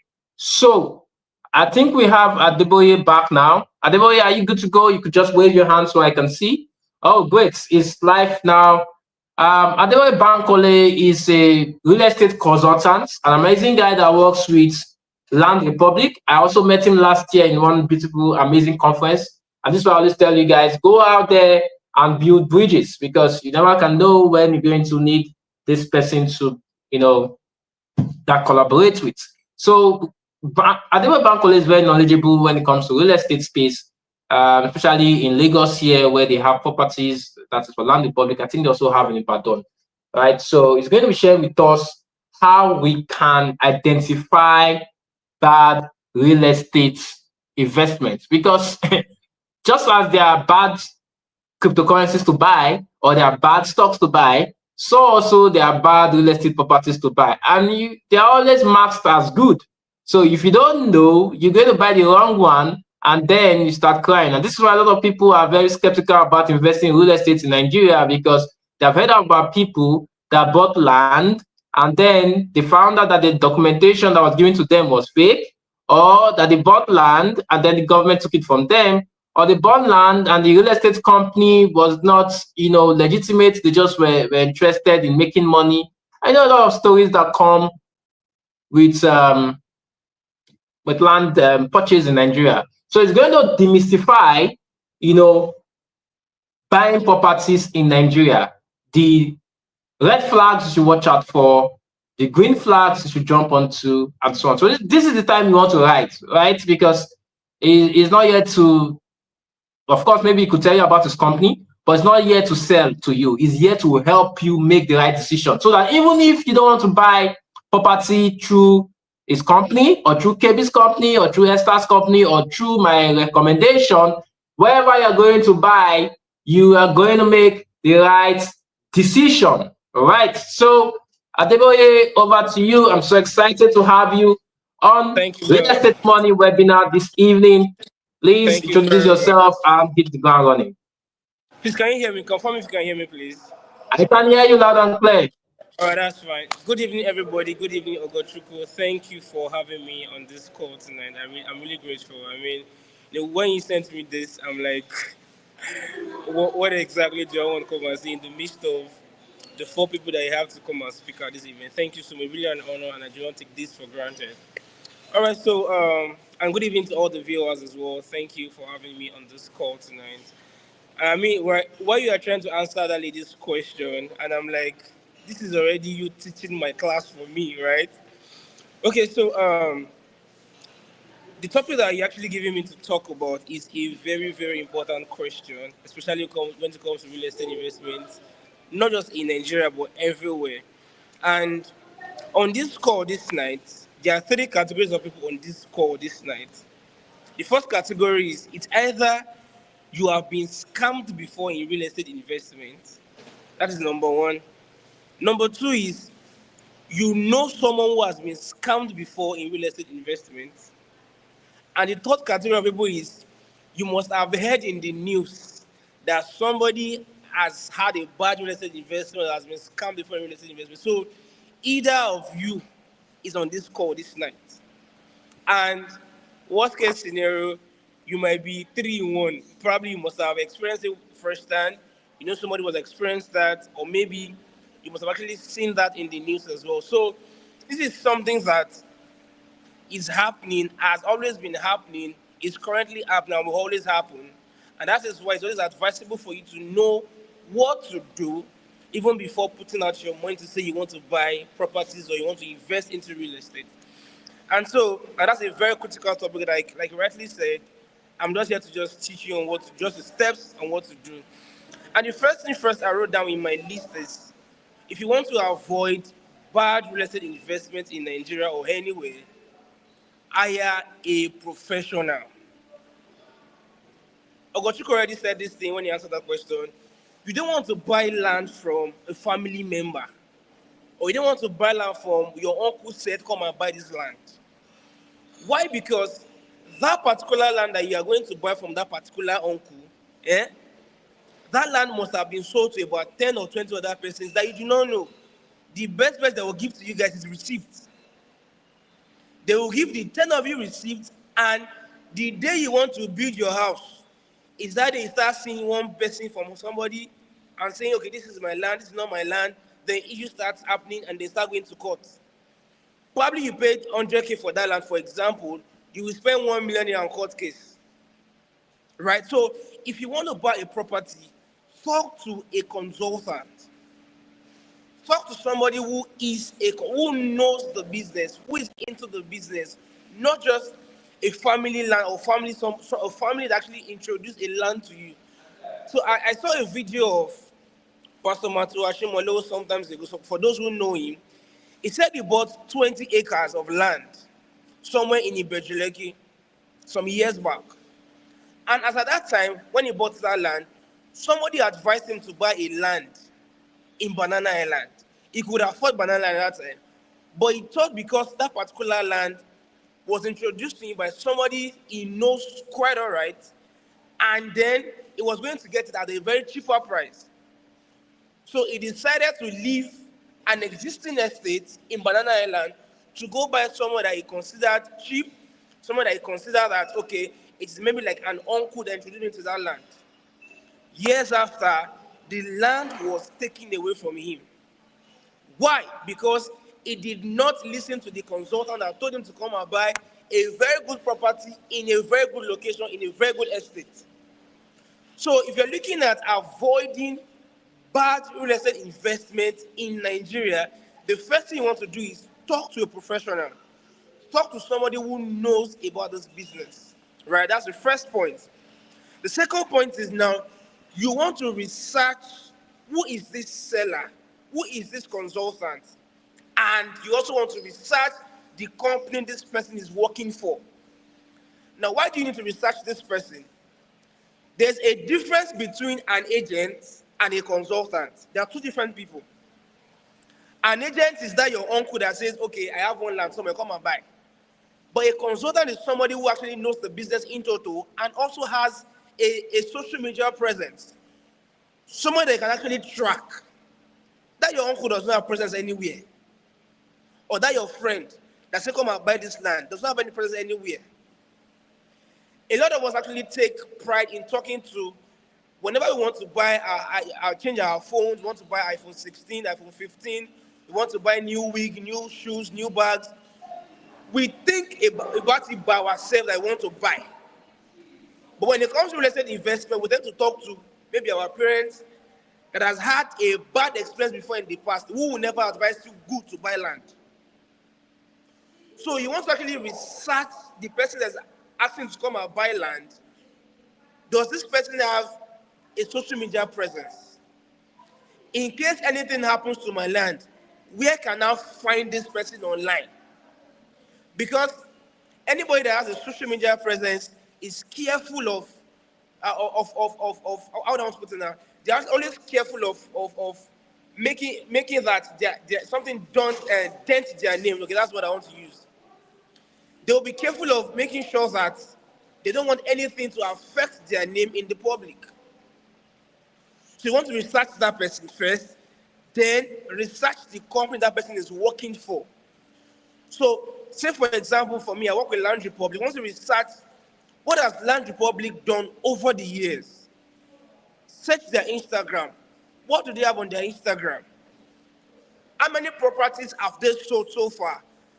How many properties have they allocated to their clients? What are their clients saying about them? Because you really want to understand, you really want to know what they have done, what reviews people actually have about this particular company that you want to buy for, or buy from rather. So that little things you really want to do before putting your money to somebody through somebody to a company. Research the person, research the person. Also, there's a question, how there is a difference between a consultant and an agent. I'll answer that later, right? So you want to first of all research who the person is, then research the company. That's number 2 points. Number 3 point is you want to visit this particular property in person. A lot of people have actually bought audio lands before in the past. They'll just show you a video. Oh, come and buy land in Ekpe. Our land is by the roadside, blah, blah, blah. Whereas that land that they are showing you is either another real estate company's property. Right? Or maybe they just stand by a roadside just making a video for you and they send to you. And then you see that particular video, you say, oh, it's a roadside property for you, and then you paid. Yes, or months by, where is my location? Nothing to show for our location. So you really want to visit this particular property in person if you are chanced. And for example, if you are not chanced in person to go, seek for a virtual inspection. And what do I mean by this? You want to tell that your real estate consultant to actually go to that property, make a video for you on that property, and call you maybe on a WhatsApp call or a Zoom call to show you what the property looks like, show you their banner on that property. So you can be sure that what this person wants to sell to me actually exists and it actually belongs to this company that this person is trying to sell to me. Right? So you really want to see, because I know my elder brother fell a victim of this particular thing. It was in Abuja, and somebody advised him to buy land. He didn't actually consult me then, because I was into real estate then, right? He didn't consult anybody, just his friend advised him to come and buy land there. I think somewhere around Ikwaja in Lagos, and it was in Abuja. So he was unable to at least go see the land physically. So based on trust, that was my first point. Research who you want to buy from, right? Based on trust, he paid to that particular guy for that land. He paid for that land since 2019. This is 2024. This, my brother, has not seen his land. There's no money. There's nothing. Now, this particular company is now asking him to pay extra money so they can give him another land in another location. And what happened was because he did not research who he bought from, and he did not go to that land physically to even know where he wants to put his money in. So if you want to avoid bad real estate investment in Nigeria, you must be able to visit the land that you want to buy in person or ask for a virtual inspection. That's my third point. And my fourth point is beware of unrealistic offer. And what do I mean by this? Don't be too greedy. A lot of people have lost money in real estate because they want to buy a cheap land. A lot of people. So, you saw in a particular location, Ekpe for example, people are selling land in Ekpe for 7 million per plot, 8 million per plot, and somebody is telling you to come and buy land for 2 million or 1 million per plot. And you now think in your right senses that, oh, because this land is cheap, let me go and buy. Sir, you will lose money. You will lose that investment. Because for people to be selling that 7 million, 8 million, 10 million, 12 million, 20 million in that particular location, and if person is selling for 2 million, you didn't want to ask, why are you selling for 2 million while others are selling for 7 million, 8 million? So when you realize that the price somebody is calling for you in a particular location is extremely low than what the market value of that property is, then you need to be careful of buying into that particular land or into that particular property, except it is like what Ogochukwu rightly said, except it is a distressed sale. And most cases, distressed sale are always parts that the asset is already sold out. So maybe the client needs money to just pay for something. Okay, for example, I have a client like that. About 3 months ago, had an issue in his family. His daughter was very sick. And he needed to sell a land that was currently worth 8 million naira at the time. He had to sell it for 2 million naira. Why? Because he needed money to just treat his child. That is quite understandable. That's a distressed sale. But a new property in a location where everybody is selling for 7 million, 8 million, 10 million, and someone is advising to come and buy for 2 million, SARS and mass. Be careful of that kind of property. It's not that it's either. There's something wrong with that land. There's something, I can say that category, that there's something wrong with that land for them to want to sell for that price for you. So beware of unrealistic offers when it comes to real estate investment. Another thing I want to say, which is very important, is you want to verify your documents, right? You want to verify your documents, right? So, and how do you do this? Here you will need a lawyer to help you do this. I was about to say something in my second point. When you're trying to research for your property, you want to ask for the coordinates, you want to ask for the survey plan number of that particular property that they want to sell to you. Now, when you get the survey plan of that particular that they want to sell to you, if you have your personal surveyor that you use, or you know any surveyor that is actually a true surveyor, send that survey plan to them. They will help you chart that particular land with the Surveyor General's office or whatever that you want to buy from. Say, for example, you want to buy from Lagos. Once you ask for the survey plan number of the particular property that you want to buy into, send to your surveyor. Your surveyor will send to the Surveyor General's office in Lagos, in Alausa, Lagos, to help you check that particular land that you want to buy. Now, the reason why you are checking this particular land is because you want to be sure whether it is a free property. What do I mean by that? If a land is actually free, that means it's free from government acquisitions or any encumbrance. You want to check whether that land is actually committed. When the land is committed, it means that this particular land has been earmarked for the government for their project in the future. So you want to be careful of buying that kind of a land. Another thing that you might get as a report is revocation. If a land comes out as revocation, that means that government has actually issued that land to a particular family, but they can come back later to claim that land. That is the meaning of revocation. They have said, okay, so family can take this land though, but however, in the future, I can come back and ask for my land. Because according to the 1999 Land Use Act, every land in a particular state belongs to the government, right? So if the land is revocation, the government can actually come back later and ask for that land. So you want to be careful of buying a revocation land. That's why you need to check the status of your land before you pay for that particular property, right? Another thing you also want to check for is when you send that thing, they will tell you whether it's an agricultural land. And what do I mean by this? This particular properties has been earmarked by the government for purely agricultural purposes. Like purely agricultural purposes. So if you are buying into this kind of properties, later in the future, and one thing about our government is this: they might be slow to action, but the day they will strike, everybody will compare the government is bad. But no, government is not bad. It is you that you do not do your proper check before paying for a particular piece of land.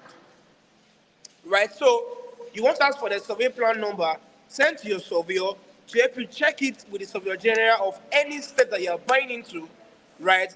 And when the report is out, then you want to make a decision whether you want to buy. If it comes out as free, that means you are good to go with that land. If a land is free from government acquisitions, then you are good to go to buy that particular plot of land. But if it is committed,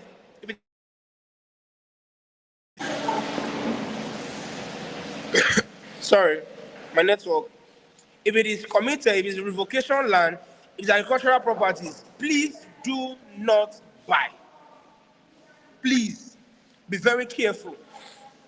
Now back to verify all your documents is, now you want to ask the person that is telling you that, what are the documents that actually backs up this particular land? What are you going to be giving me on this land? So if you are buying a piece of property, take note of all of these documents. Number one, you should get your receipt for your land. That is that you paid, let's say you pay 1 million naira for a land, for example. So you paid 1 million naira for so land. So you must get a receipt for that land from that company. You want to get the acknowledgement letter showing that they acknowledge you paying that piece of that amount of money to them for that land. Number three is you want to get a contract of sales. The contract of sales shows that there's a transaction that is going on between you and the company that you are buying from. That is the contract of sales. It gives you the details of the land that you want to buy, what the price will entail, and all those things. It is stated in your contract of sales. You also want to ask for the deed of assignment. Now, this deed of assignment, it is actually what makes you the owner of the land. Because deed of assignment means the transfer of ownership from the company to you as the buyer. Because when the company is selling to you, the company already have ownership of that land at their disposal, right?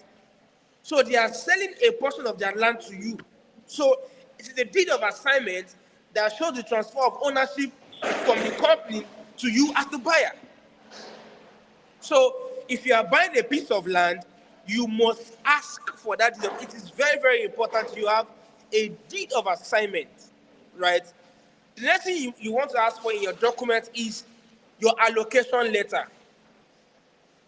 Your allocation letter states that, okay, we have so allocated you so block number, so plot number, on so day.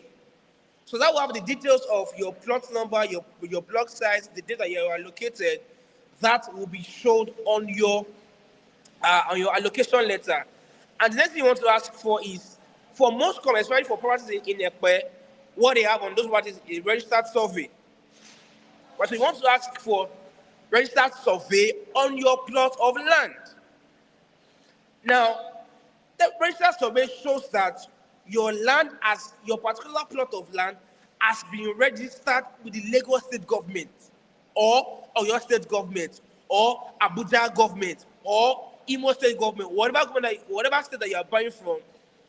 A registered survey shows that your plot of land has been registered with the state government. So even if later in the future anything happens, when they go back to their drawing board to go and check their database, they will see that on that particular square meter of land, it has been registered in Ogochukwu Okolocha's name or Adeboye Bankole's name. Are we together? So you want to ask for a registered survey on your piece of land. And another thing you want to ask for is C of O, right? So not all companies issue C of O's, especially for lands in Ekpe.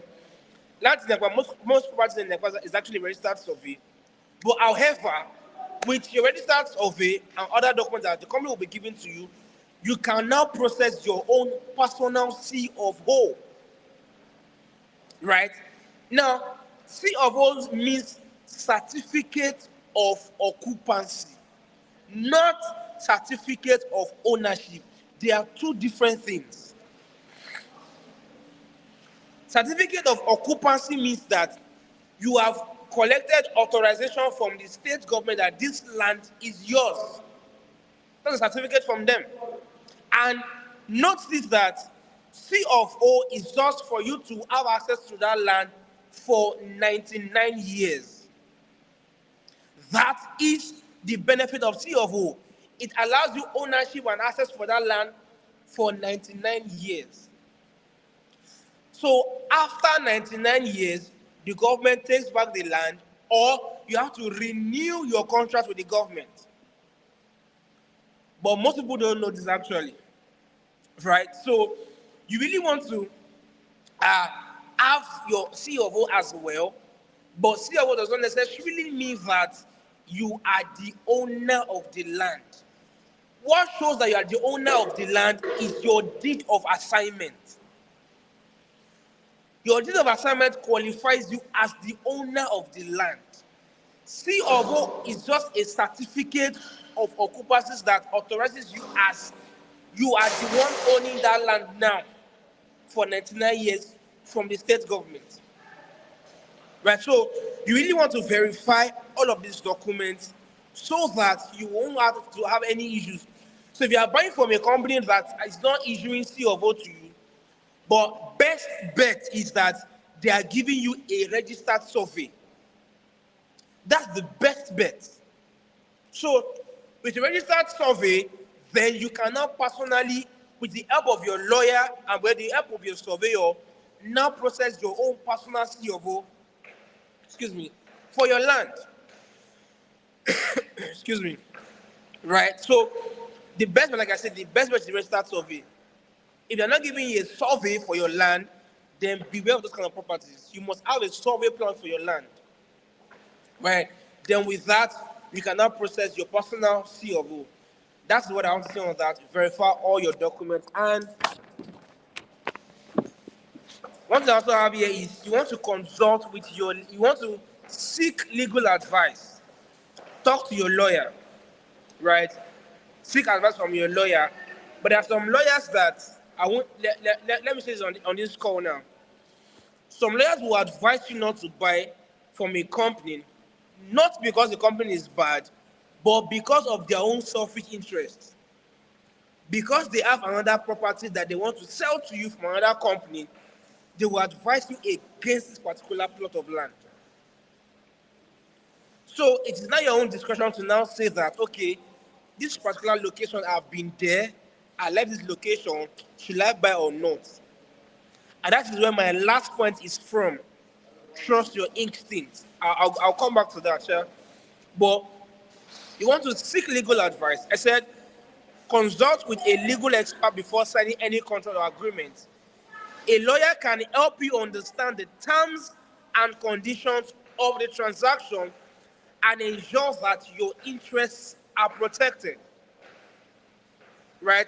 They will help you understand what the contract is trying to say if you don't really understand what it is. Right? But the funny thing is, most people always just want to talk to a lawyer first, even before buying a land. As much as that is very good, but I would advise that even if you want to buy a land, consult your surveyor at least, so that the person can help you check the land.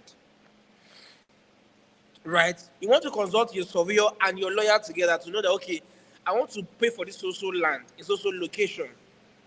And this is what this place consultant has told me to do. So what do you advise? Now, if your lawyer is trying to say, and don't buy that land, ask why should you not buy that land? Because, like I said from the beginning, they also have their own land that they want to sell to you. That's why they are telling you not to buy that particular land. So, you want to, the last point is, you want to trust your instincts, right? And what do I mean by this? If you're looking at paying for that land and something in your mind tells you that, hold on, as much as it is not, how do I want to put it now? As much as you are not saying that thing out of fear of, and it's actually good when you have this fear of the unknown. Yes, it happens to a lot of us, especially for first-time buyers.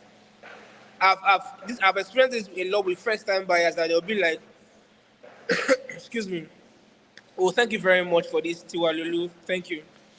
For first-time buyers, always have the fear of, how do I pay for this land?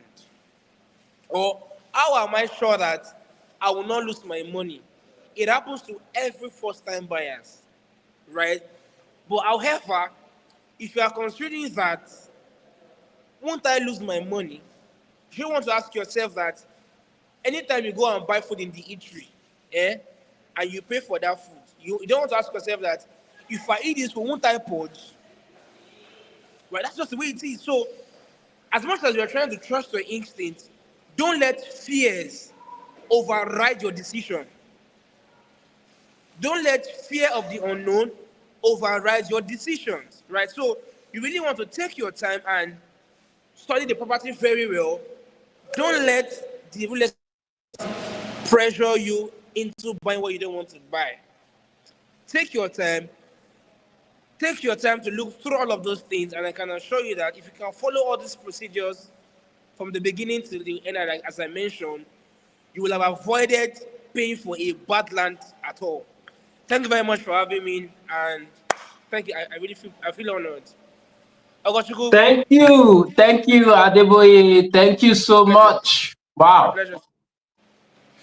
you have done exceedingly well, guys.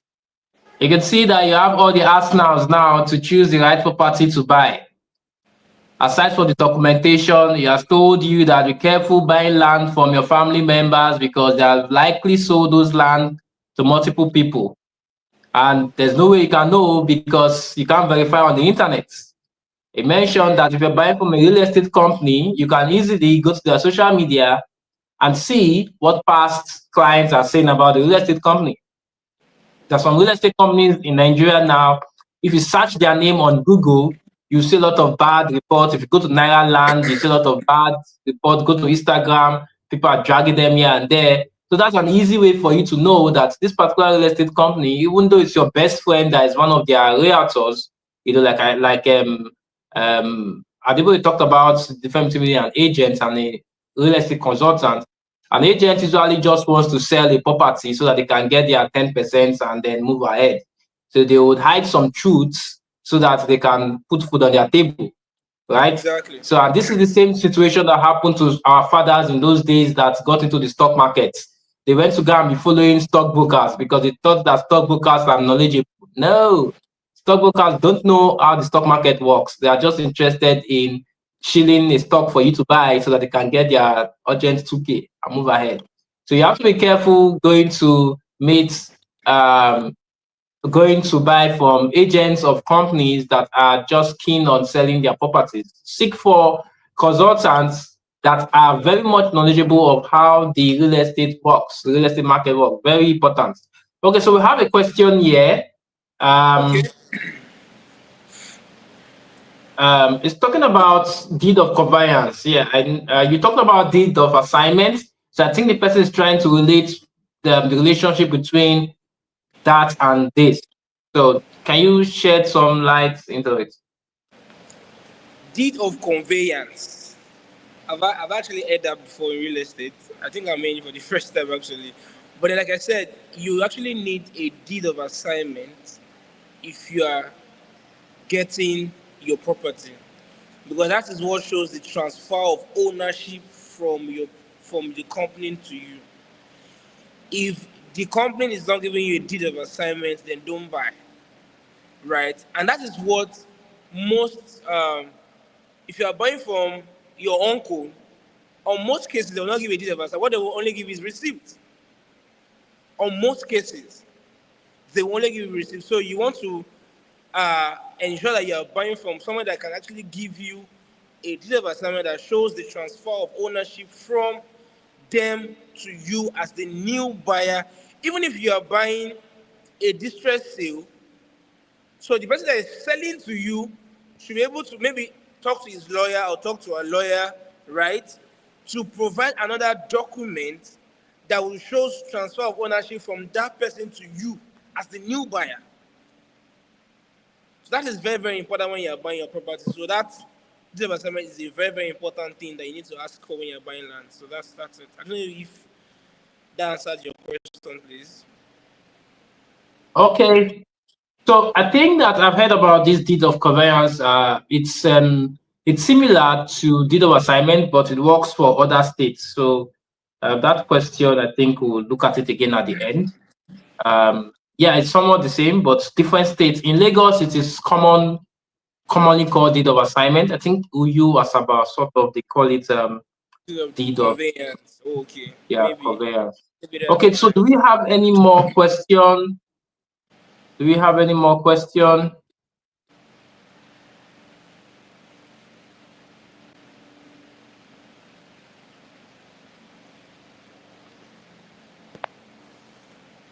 Do we have another question before I bring up, our last speaker for tonight? Okay, I think Somebody say, is deed of conveyance and deed of assignment the same? I mean, yes. So I think they're the same. Yeah. yeah, so I already talked about that. Yeah, yes. So the terms are used in different states. Yeah, Black Moon, that's correct to some extent, but we're going to get some more information about that. So is there any other question apart from the deed of assignment, deed of conveyance? Do we have any more questions before Bankole goes away?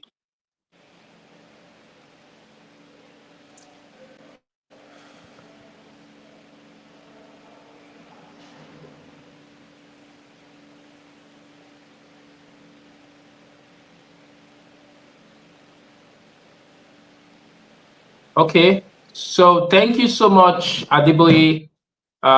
This has been a good time out with you tonight. Thanks for honoring the invitation Thank to you. come and share your knowledge with us tonight. I appreciate you so much. We'll see you on the other side. All right. Thank you, boss. I appreciate it. Take care, man. Yeah. Yep. Okay, so guys, I'm still trying to get the last speaker to join us, and so don't go away yet. Hang on, hang on. I'll be back right now. So if you have any question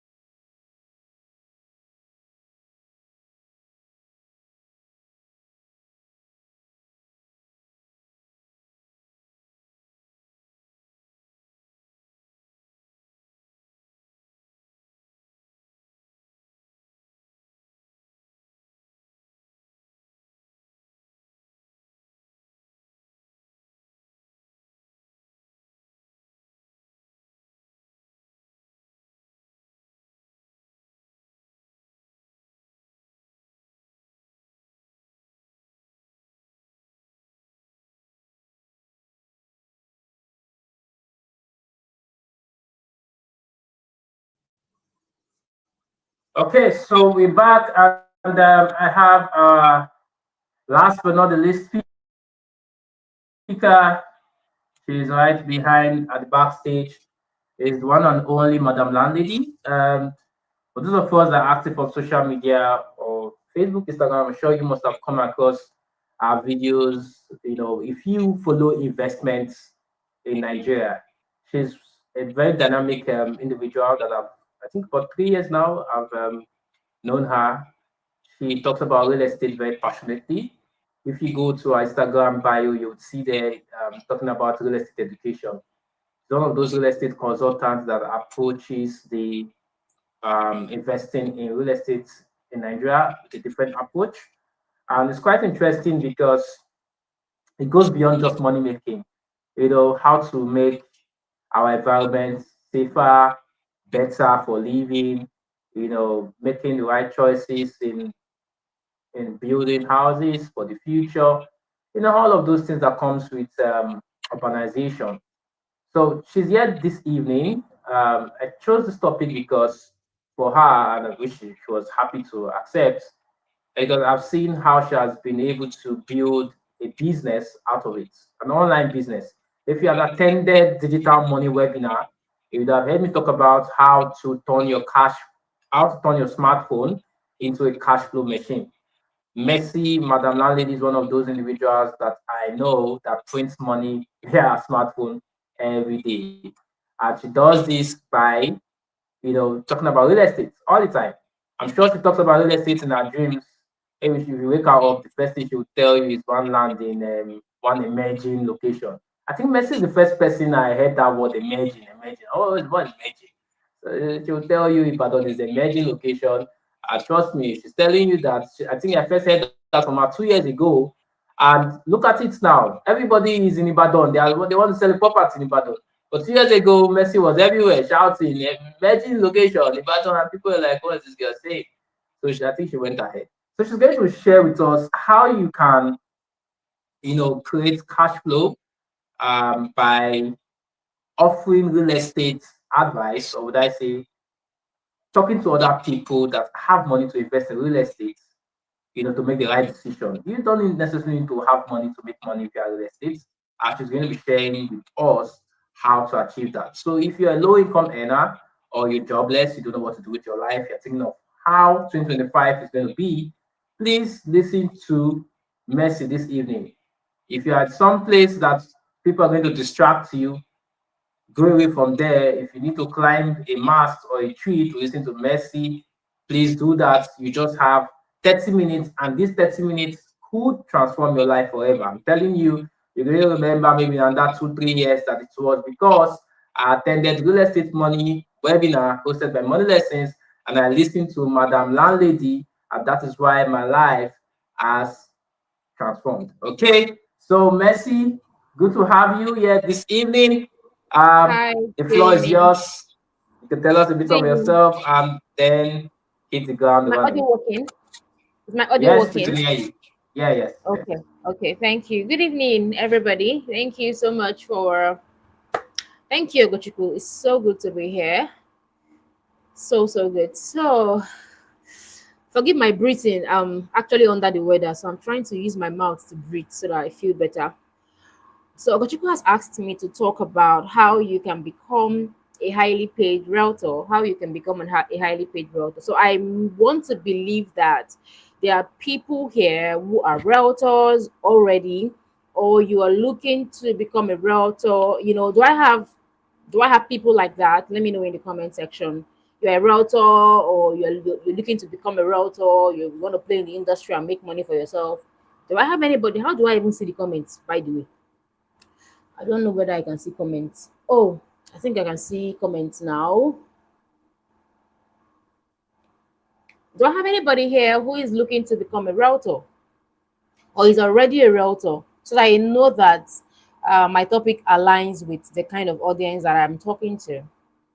As we wait for those responses, I was listening to a Just Affairs session. That was the CEO of Polymath. Oh my God, that was fantastic. Really, really, really fantastic session. I mean, it's something that you want to even save this link watch that video all over again. He was really fantastic. He was the only speaker I was able to listen to, but that was really fantastic. I mean, great. So I have realtors. Okay, Victor Emmanuel says I'm a realtor already. Great.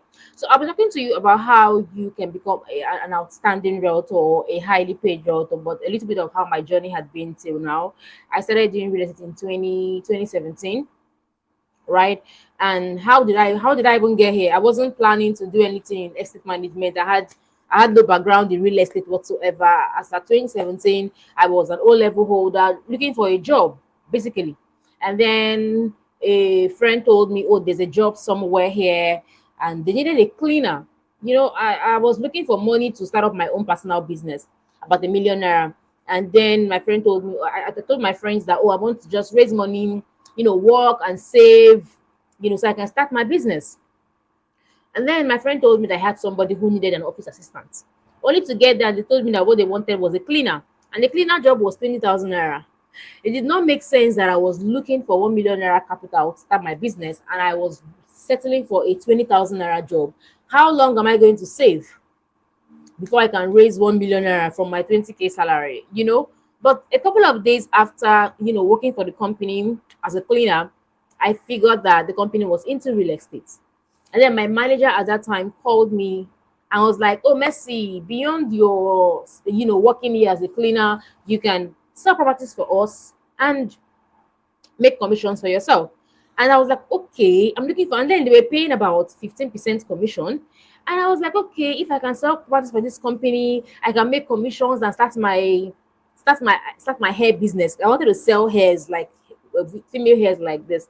So I did the mathematics in my head. If I sell a land of like maybe 5 million, I'll make a good amount of money. And I started marketing real estate in 2017. But I went 2 whole years without closing a single deal. 2 solid years towards the ending of 2017, 2018, and then 2019. Not a single deal. Yeah, I was, but it's funny that I was not even under motivated. So I went those 2 years, and every single day in those 2 years, if you are familiar with Lagos, I was going from one market, from Trade Fair Market to Oshodi Market to Alaba International Market. Mention all the biggest markets in Lagos here. I have been to those markets, distributing flyers, talking to people one on one. Nobody even answered me. Then in 2019, I said, okay, I had a Facebook account. I have a very good Facebook following. Why don't I just begin to start posting my properties online? Because every day under the sun, some days I won't even have transport. I'm going to trek, and then I said, okay, let me start posting on my Facebook, because then I was just doing motivational speaker on Facebook. I love to write. I love to share insight with people. So I said, okay, instead of just using my social media page to just talk about the God. I love talking about my faith and all of that. Why don't I begin to talk about great content around my industry? How to know a good location, how to different property documents. And I said, okay, fine. In 2019, I began to use social media, Facebook primarily, and I started talking about my real estate. So every day I'll make videos and I'll share posts talking about how to know a good location, how to, any topic you can think of. I don't think there's anything in real estate in Nigeria that I've not covered. There is nothing in real estate in Nigeria that I've not covered. Whether it's documentation, whether it's location, whether it's how not to get scammed, anything at all, mention any topic, I'm very sure that you'll find a video or a post that I have made regarding that subject. There's nothing in real estate that I have not covered. So I began to, since 2019 till date, I have been creating content every single week on real estate. And when I started doing that in 2019, that was when I made my first sale. This guy was following me on Facebook for a while, and then I was posting about our properties, on my Facebook story and then my Facebook post, and then he reached out to me, and that was September 2019, and that was when I sold my first property. He bought 2 plots of land in Lagos here, and I was like, "Ooh, nice!" So social media gave me my first break after going 2 years marketing to all the market men and women in all the biggest markets you can think about in Nigeria, in Lagos, I mean. And then in 2020, I said, okay, let's rinse and repeat what I did in September 2019. And ever since then, it's been bliss. 2020, even in the heat of COVID-19, even with the lockdown, the kind of sales I made, I just know that this one can only be God. Because then I went all in on social media, from Facebook to Instagram to every social media you can think about. I said, okay, since Facebook can give me this kind of sale I made, after 2 years of not selling anything, then let me go hard on social media. And 2020, whether there was lockdown or not, I was closing deals with Nigerians in diaspora, Nigerians in Nigeria, and it's been beautiful since then. Till date, about 90% of my clients are Nigerians based abroad, both Nigerians based abroad and then foreigners who are based out, who are foreigners from other countries. I have clients from Cameroon, from the US, not like they are Nigerians living in the US, actual US citizens that have no business with Nigeria. So social media has helped me meet people in, I think I've served clients in 5 different continents of the world, if not 6 continents right now. So I'm going to talk to you about how you can, become a highly paid realtor. Social media is a game changer for anybody who's looking to sell real estate. Social media can be a game changer for you, but you have to use it very, very well.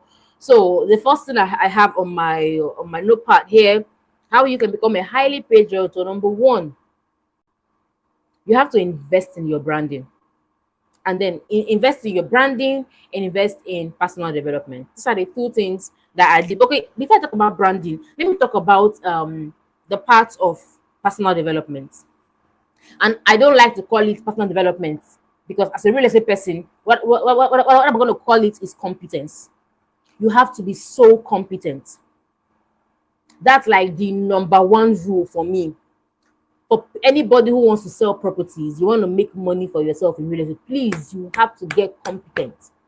And that's why I liked Mr. Ajitafe's session, because he talked about a lot on land banking and all of that.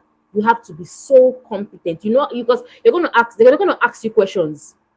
You get paid to the level of the value you bring to the table. So you want to make money in real estate, you're going to show workings. What do you know about the industry? If you go through my social media platforms, I don't just talk about what is CFO, what is the dry land. You will barely catch me talking about is that CFO, he has dry land. That is basic information. He has deed of assignment, he has survey. Those are basic. It's for children. You want to be a highly paid realtor, you have to have competence. You have to have high value industry insights.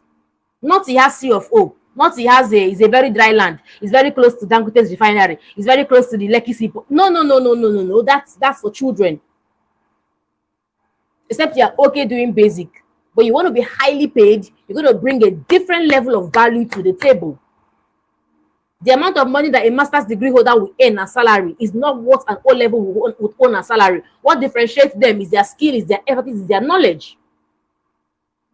So you need to have high level industry insights. 2 years ago, I figured that, am I communicating? Please let me know in the comments if I'm communicating. 2 years ago, I figured that I've exhausted myself when it comes to Nigeria's real estate. And I traveled last year to Rwanda, and I said, okay, this is my entire knowledge on real estate in Nigeria. It's limited to the shores of Nigeria. If I just move to Ghana in our backyard here, my knowledge is irrelevant, because Ghana and other countries have their own various their own various standards. So I figured that all my knowledge of CFO, of this legal due diligence, blah blah blah, is limited to Nigeria. And I started thinking, what can I do? But if you take me out of Nigeria here and plant me in Canada or plant me in the UK, I'm relevant. I can contribute. So I was praying and I said, God, I cannot be a local champion. What can I do differently? Because everybody's talking about right now. I know I pioneered the real estate content creation game in Nigeria. I know I did that. So at the point, the market now is saturated. Everybody's creating content, and I'll say no. I think I'm done. I'm done here. What can I do differently? And while I was praying and meditating and thinking and strategizing, what can I do differently? And it dropped in my heart.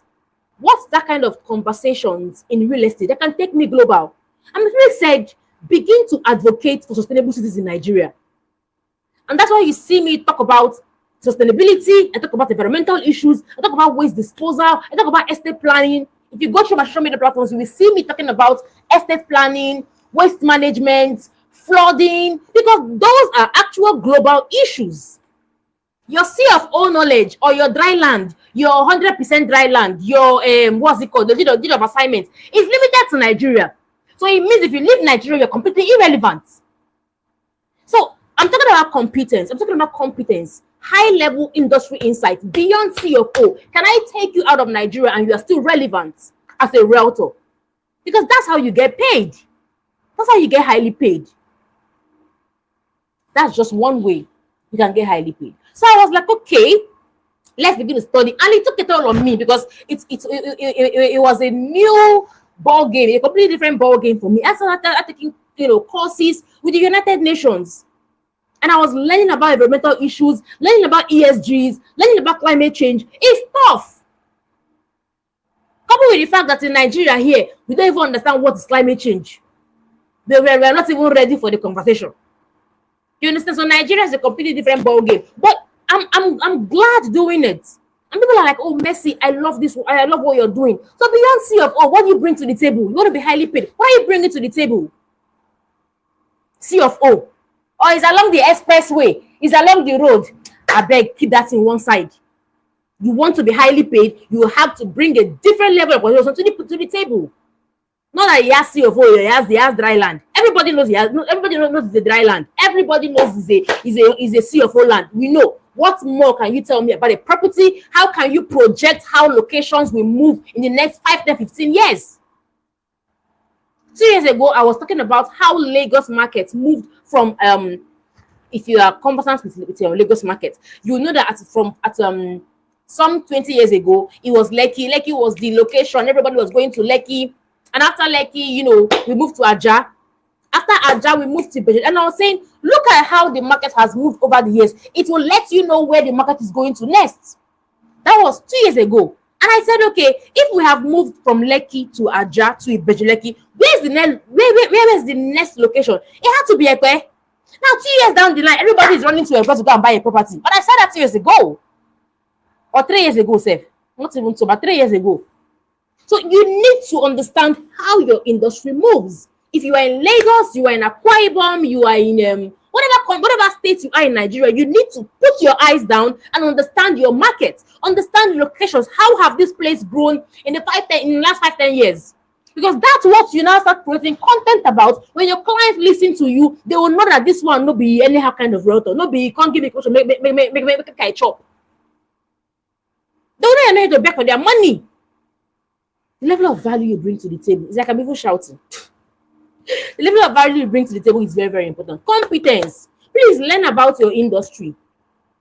I'm subscribed to emails from companies in Dubai, in Singapore. They send me their newsletters, and I read about how their property market is evolving over there. It may not apply to Nigeria, right? But I have clients in diaspora, and we talk.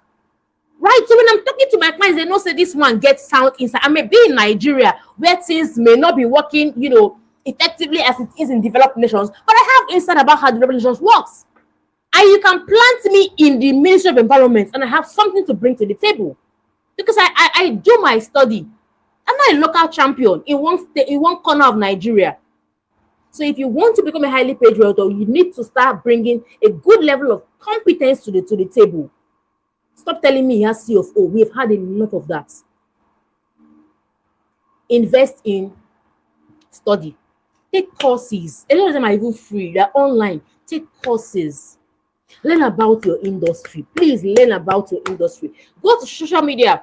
Go to LinkedIn. Follow all those pages. Ministry of Environment, Ministry of this. Stop only following your celebrity crushes and celebrity icons or whatever they are. Follow relevant industry focused pages or groups. Not that every single person you are following is your celebrity or somebody you admire online. Are you following relevant industry decision makers in your industry? No. Follow people that matter. Follow pages or institutions that matter. so that you can also learn. So you find me, I attend events a lot, and I'm very, very strategic about that because I want to learn, I want to connect. So the other day I was at this event. What's it called? A recyclers event for people that recycle waste. Because I like things like that. Those are conversations that you need to get into. I don't want to say, I want to just keep some things, off social media. Invest in yourself. Learn about your industry so that when you come out in public and you talk, people can pay you more. People can pay you more. So you want to sell as a realtor. The truth of the matter is that there are realtors and there are realtors. I know the level of deals that clients have entrusted to me simply because she's Madam Landlady. I know the kind of friendships that I've built with property developers simply because of the kind of value I bring to the table.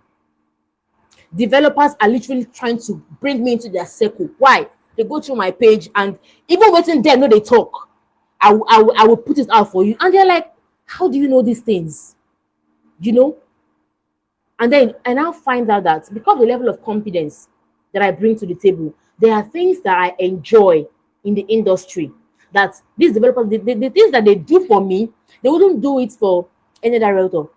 The amount of percentage that they pay me is not what they pay other realtors. I'm telling you the truth. There are realtors and there are realtors. If you think that you are earning 10% commission, you have made money. There are realtors from that same deal, they're earning 20. What makes them different?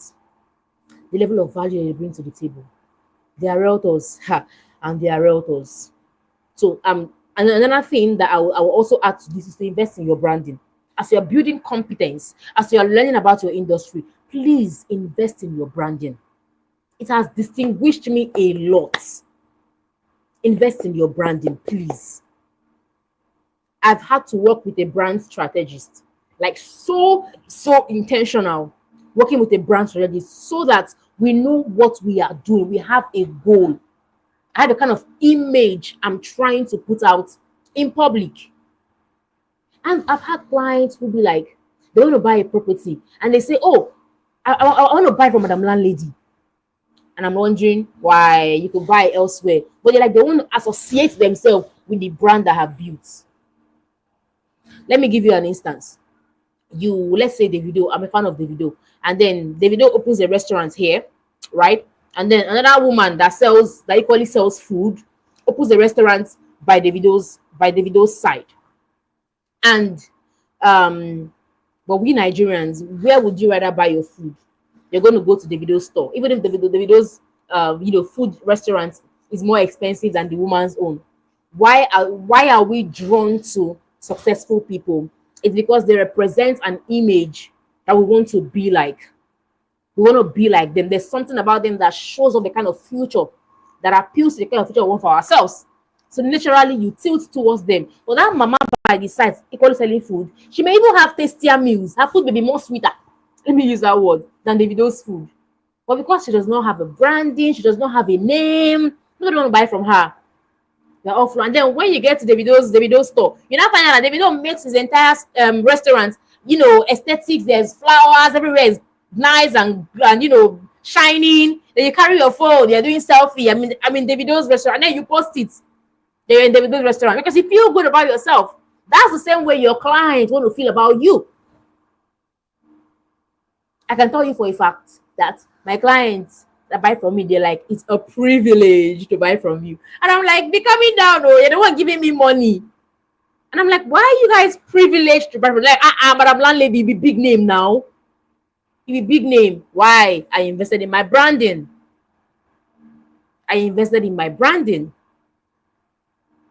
So please, as a realtor, don't just think if you want to sell online. Maybe if you are just selling offline, you can do anything you want to do. But if you're using social media to make sales and meet people, you need to invest in your branding.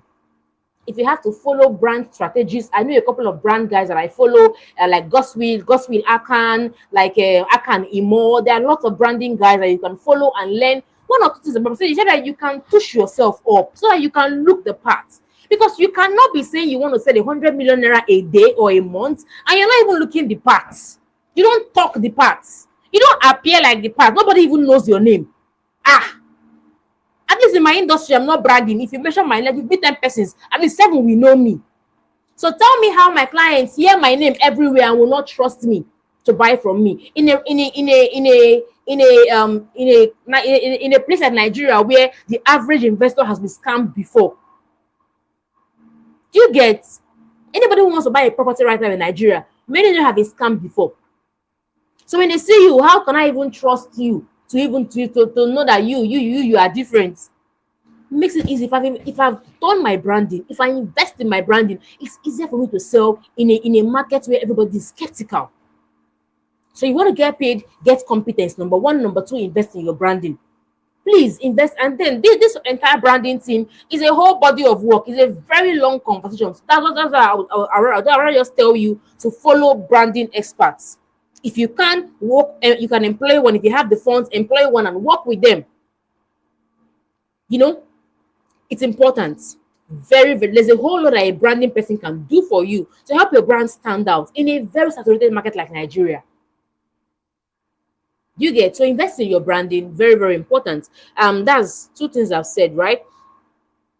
Number 3, you want to become a highly paid realtor. Please, okay, Money Lesson says you can employ me. Oh, great. If I didn't even know that you do branding, but great. Right? So the third thing that I will tell you to do if you want to become a highly paid realtor, in fact, the first 2 steps is the most important thing: competence, what you're putting out, and then number 2, investing in your branding. The third thing I wrote down here is have a solid network of influential people. Have a solid network of influential people. Please. I observed this one this year. Build a solid network of influential people. I am so intentional about having influential friends. If you know me and you follow me very well, you know that my friends know small. I know they follow and never chop. I know they follow. I don't have friends that are still managing. I'm sorry, no offense to Abina. No, what's the English word? I'm not trying to say anybody is not doing well, but the friends I follow, you must be doing. That is number 1 criteria to be my friend. You must be doing well in your own field. You must be an influencer. That is my number 1 criteria to be my friend. Aside from value systems, you must be doing well for yourself. You must be influential. Number 1. Because I've seen and I'll tell you why. I'll tell you why it's important to have a network of influential people around you. It makes the job easy. Right? So when you're thinking of who are the influencers you want to do real estate, right? Who are the influencers you should look out for? Developers. Have sound friendship or however connection with developers. Please, you cannot be doing real estate and you only know secretary. You only know front desk, because a lot of us work with companies, right? I don't have my own company, so I work with a company, right? And then a lot of realtors, they come to the office and they're like, oh, I just closed this deal, and my client wants XYZ. My client, and then I've seen realtors decline. Like a realtor will come to the office and say, oh, my client is asking for XYZ. My client is asking for plot 1. So some clients want to choose their plots. Some say, some will say, I want plot 1, I want plot 2. And then the realtor will come to that office and say, oh, my client is asking for plot 1. Can he get plot 1? Or my client is saying he wants to pay 10 million instead of 12 million. Can he get that discount? And I will see them say no to that realtor. And that realtor might lose the deal simply because they could not get that concession. But I'm going to walk in there. I will not ask accountants. I will not ask the manager. I will not ask the maybe front desk. I'm going to the CEO, bro. For any company I sell for, just know that me and the CEO, we are like this. Like, because the kind of deals I'm bringing to the table, I cannot be talking to your secretary. The kind of discounts I want, I need to get the CEO who has the company to make conditions for me. When they have offers coming into the market, they call me first. Ah, Messi, we're having this offer coming to the market. What do you think? What do you think? What do you think? Developers are asking me, excuse me, they're asking me, oh, Messi, how much do you think we can sell this product? You know, you're the one in the market now. You're the one that knows these clients. How much do you think you can pay? Oh, Messi, this land we want to buy you. Is it okay? Is the place okay? Do you like the location? Because I've been able to, number one, I have competence. I bring a lot of value to the table. And number two, they have seen that I have a friendship with them. So if tomorrow my clients say, oh, they want plot one, all I need to do is call and say, hello, sir. My client wants plot one, make it happen. If my client wants a discount, maybe the land is like 10 million naira. And my client wants to buy like 4 plots or 5 plots. And it's like, Messi, I can pay 8 million. I put call the developer. So if you're a realtor, you're wondering why you're losing deals. It's because another realtor has 10 steps, has leg ahead of you.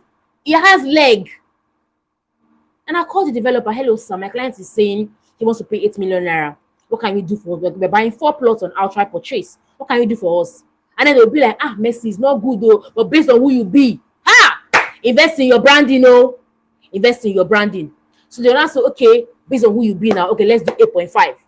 Then I'll go back to my client and say, okay, and maybe there's another realtor that the client is even considering, but because that realtor does not have access to the developer, so he does not have that kind of friendship that I have, he or she may, the realtor will say, aside 10 million naira, that's the company's price. But me, I have gone ahead to give the client a price way below market value, and you think it's because the value I bring to the table, the branding I have done on myself, and the relationship I have with the developer. So please, you want to have influential people, developers. You want to know those are the ministry, those in government. Yes, there's a level you get in real estate. You cannot be playing small. You must have your personal lawyer, very important. You must have your own developers, like that you are like this with. You must know those in the ministry. You must know the surveyors, the ones in the sub-regional office in Alausa in Lagos State here. I don't know about any other state. Like I said someone talking about the River State. You must know those in the offices. Because some kind of deals you want to close, you cannot be closing it based on secretary level. You need to know who is in government. You cannot do real estate and not know who is in government. You will suffer. Please. So one thing I started to do, aside from attending events that are just, normal events, I started looking for events that are hosted by the Lagos State Ministry of Environment, Lagos State Physical Planning Authority. I'm looking for events that are hosted. So when I go there, I'm meeting the people. I'm meeting those in ministry, because tomorrow, when the issue comes up, when they are demolishing properties, you wonder why they are demolishing people's properties in Lagos State, or there are people's houses that they jump and pass. Why? The people whose houses, okay, I think let me not even go there. That's a very sensitive topic. Let me not go there. But there are people in Nigeria here, in Lagos, whose properties should have been demolished, but were not demolished because of who they know in government. And you think you want to just fold your hand and say, all those politics does not concern me. No people, no influential people in your corner. Have them in your corner. Make them owe you favors. So you want to hang out with developers. You want to get close to influencers. I'm very, very particular about having friends who are influencers. Like money lessons. When it comes to the investment niche, at least if I snap picture of money lessons, it's something that will raise my rep. So when I make a post and I say, oh, the other day I was at the Ministry of Lands and Environment in Lagos State here, and I met the XYZ and we discussed ABC, and I make that post on Instagram or Facebook. What do you think happens in the minds of my clients? Take for example now, I snap a selfie with the video and I post it. The normal human response will be, oh, her rep don't hire you. This is gonna be small girl again. Or this girl. That's what you also need to do in your industry. Who is who? I mean, if that's the word to use. Who are the people in your industry that you need to get close to? Please get close to them. It helps your business. It makes doing your business very easy for you.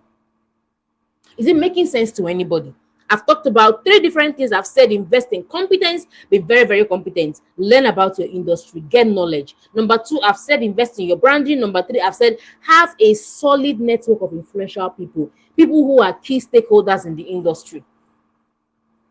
All this thing, please don't hang. Let me reserve that comment. All right, so you want to know who are the key stakeholders in your industry. You get close to them. All right, and then number 4 thing that I wrote here: how you can become a highly paid realtor. Right, excellent customer service. If you have used competence and branding to lure your clients to yourself, right, the next thing you want to do is have excellent customer service.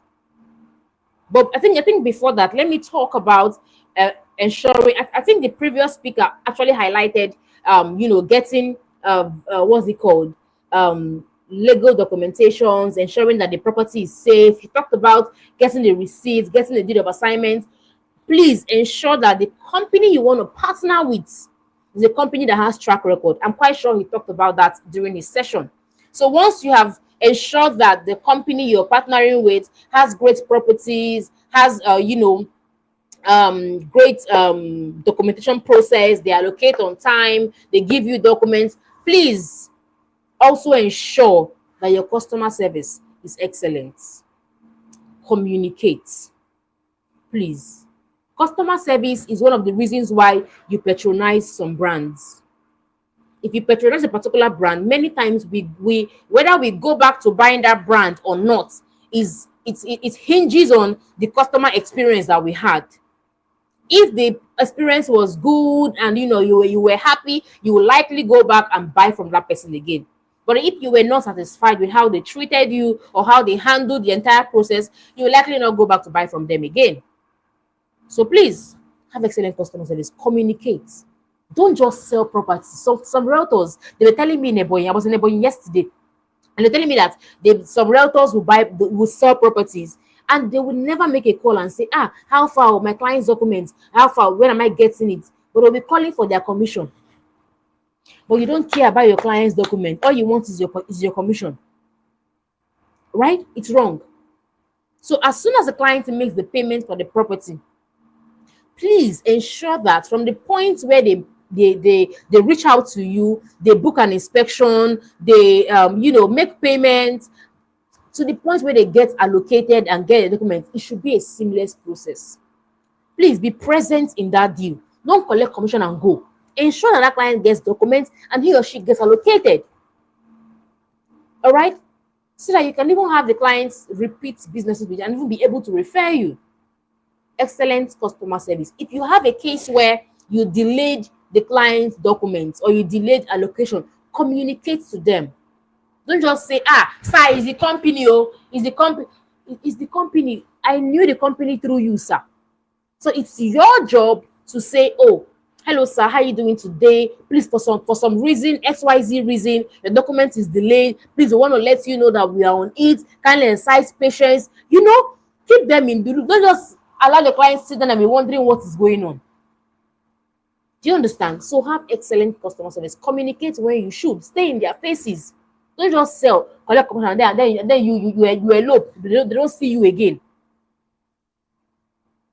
All right? And then ensure your clients get documents in time. Ensure your clients get documents in time. Except for some reason, the company has any reason at all to delay documents. Documents take sometimes 5 weeks, 3 to 5 weeks, but sometimes, or many times rather, we have some delays here and there at the ministry.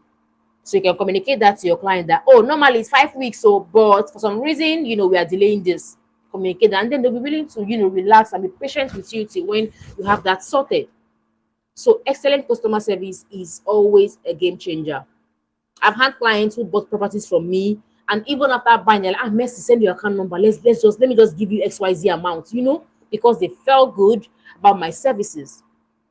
Do you understand? So excellent customer service is very, very important. And then I think the last thing I'll talk about here, or to the last thing, learn how to manage your emotions. Build character. Please build character. You can't just be talking anyhow. You can't be spewing emotions everywhere you go. At a point, I had to learn emotional intelligence so that you are not all over the place. I'm not an expert when it comes to emotional intelligence, but please learn emotional intelligence. I had to take this course. There's this guy, black man. Yeah, black man did a course. That was in 2021 or so.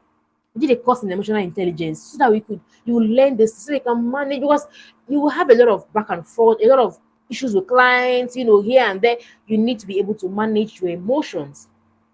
I read a post sometime this week on Facebook, and the guy was talking about how emotional intelligence can make you lose deals, how emotional intelligence can make you be, not even get, lose your job as an employee. So learn emotional intelligence. It's very important. Learn how to manage your emotions. Don't make anybody a dumping ground. So even when clients, I've had when clients are shouting, Messi, I'm not happy, I'm this. You know how to calm them down. You get, so emotional intelligence is very, very, very important as a business owner, as a realtor. It's so important. And then the last thing I have on my list here, as a business owner, as a realtor rather, who sells online, please save your public interactions. Save your public interactions. What are you commenting on? What kind of posts are you sharing? Because if you're meeting clients online, like I am, believe me, those clients are going through your pages on Facebook, on Instagram, on anywhere. They will check out what she commenting on. I have a client who bought from me, and the woman said, Messi, the reason why I bought from you is because I've never seen you drag anybody. Nobody is dragging you. You're not dragging anybody. There's no drama on your page. Whether the video is marrying Choma or the other one is getting somebody pregnant, it does not concern me. Whether Instablog is dragging Nigerian youth, I don't care. You would never find me there. Because the kind of clients you want to attract, if you want to attract high net worth HNIs, high net individuals, you can't be misbehaving online. You can't be misbehaving. You can't be caught chicken mouth in things that does not concern you. You can't be caught dragging people. You are irresponsible if you do that. So what are the things that you're putting out online? If you go to my page, you're only seeing is either it's real estate or it's Happy Sunday. That is the only thing I share. I'm not talking about my real estate business, or I'm posting a property, or I'm educating you, or I'm telling you Happy Sunday. Nothing again where they post. Nothing again. Because I'm very careful about the kind of public image that I have. Because people buy from me because of the image I have built. So I don't want to be caught dragging people. I don't want to be caught talking about what's trending. I'm not Instablog Niger. I'm not just Niger. It does not concern me what is trending. Except it's something that's trending in my industry. Then you find me share something about it. But if it's trending in the entertainment industry, what's my business? So what are you sharing on the social media platform? Because it can either scare your customers away or even make them feel comfortable to buy from you. I saw a couple of realtors sometime last year or so, and then they posted I think a screenshot or something, or they just talked about a client who said, oh, you want to buy a property, it's a very funny one. But I see realtors say, oh, you want to buy this XYZ property, and you are saying it should be along the road, it should have CFO, it should be dry land, it should be this, and then your budget is not in tandem with your what you're asking for. And then they begin to laugh at those prospects who reached out to them asking for a property a property that their budget does not match. It's fine. You don't have to make it a public post. And then you go to the comment section and you see comment like, no mind them, I thought then they do, and they low budget this. If the client comes across that kind of post, how do you think they're going to feel? If a potential client that wants to buy from you comes to your page and sees that you are making your conversation with a prospect a content, I'm not going to trust you to buy from you. I can't work with you because I may feel like tomorrow now me should go one drag, now me should go use create content, and I don't want to be that person who use and create content. That's why I mind my business. So you want to be careful. What are you sharing online? Are you talking down people? Because clients see these things. Whether you are posting it on your page or you're posting it on someone else's page. In fact, Facebook does one bad thing these days. If I comment on Money Lessons page, they will go and tell someone else that XY Messi commented on this page, it might interest you. Have you seen that kind of amebo that Facebook is now doing these days? The people are seeing what you're sharing. Do you get? So you want to be careful what you're putting out online. How are you appearing? How are you dressing up? What kind of videos are you making? You know, so I yesterday I was training a couple of realtors in Ebonyi State, and one of them asked me, how do you deal with clients who are, as a woman, who are, you know, you know, women who are, you know, how do you deal with realtors or clients who are men and they want to sleep with you, blah blah blah. And I addressed that shit there. You're wondering why you're attracting people who want to get something more from you beyond your business. You're gonna ask yourself, how am I putting myself out that makes me attract those kind of men? It's a whole conversation. You get? So basically, save your public interactions. Be careful what you're sharing. I've had a client who bought from me because I'm a Chelsea fan. That is the it does not make sense. Because I'm a Chelsea fan is why you bought from me. I had a client who bought from me because she said, I love the way you dress. You wear nice boo-boo gowns. And the guy is even asking me, please send the woman's account number. My mom makes my dresses. And she was like, send the woman's account number. I want to send her money for making clothes for me. And he bought because he likes the way I dress. So people buy for the most crazy reasons. It does not make sense, but it's what it is. So you want to be careful how you are appearing out there, so that you don't self-sabotage. So don't become the weapon fashioned against yourself. You're wondering why you're not selling, but when I come to your page, I don't even see anything less. All I'm seeing is how we are sharing all the Insta blog Nigeria, all the gist in Nigeria, all the weddings in Nigeria is on your page. Your page is a dumping ground for you know, all of those shits. And you're wondering why you're not selling online. And then you're wondering, let me not say that thing I want to say so that nobody feels attacked. You know, so be careful what you're sharing so that you don't self-sabotage. Right? So these are the 5 things that I want to share. If you have questions, I think I'll take questions now. I've mentioned investing in your branding. I've mentioned investing in yourself, competence, building competence. I've talked about having a solid network of influential people, both friends, both developers. Did they open door for me? Where? I know it's how they tell you. Influential friends. My friends who have high followers, what they do for me, they make posts about me. And before you know, their friends see their post and say that they can buy from me because they have high following. Before you know, someone is sending me a deal and it's like, oh, I saw your friend share your post. I'm getting customers just because I have friends who are followers. So you cannot be rolling with people that nobody knows, who nobody trusts. So you always find me with people that are very influential, people that have trust currency, that people trust them. So that tomorrow people will see my picture with them or the fact that they shared my post. And then I'm getting customers because I have influential friends. Not like I'm in one corner of the world, only me and my church members. God have mercy on you. Please have influential friends. Very important. Have friendship with developers. They are the key stakeholders in your industry. To be friends with, so they can give you good deals, so that they can pay you well. Do you get? And then I've talked about building character and emotional intelligence. I've talked about excellent customer service, and I've talked about saving your public interactions. So I hope it makes sense to you know, realtors and you know, would-be realtors. Yeah. Thank you so much, Money Lessons. Wow. Thank you.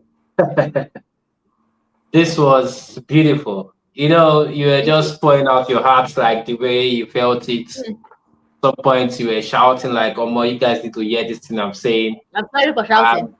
I can understand how passionate it can be sometimes because myself when I host some of my webinar, I'm yelling because I need you guys to hear the message. You know, you've done a whole lot for us this evening. I appreciate you sharing with us your insights that you have gathered over the years. It doesn't come easy. Talking about branding, not many people understand what branding is all about. I tell people that on my page of Facebook, 90% of what I share is about financial sense, about investing, money management. That's not the only thing I do. I have other businesses. my 8 to 5 that many people don't know I have. Some people think I'm one jobless human being on Facebook. And it's just what I want you to see.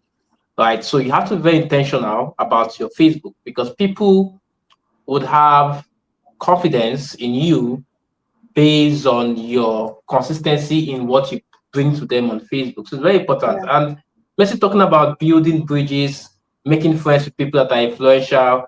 I can remember, I think this lady in Abuja, Rosemary, made a comment one time on Facebook, or a post talking about how she only makes friends with people that are higher than her, and the comment section was on fire.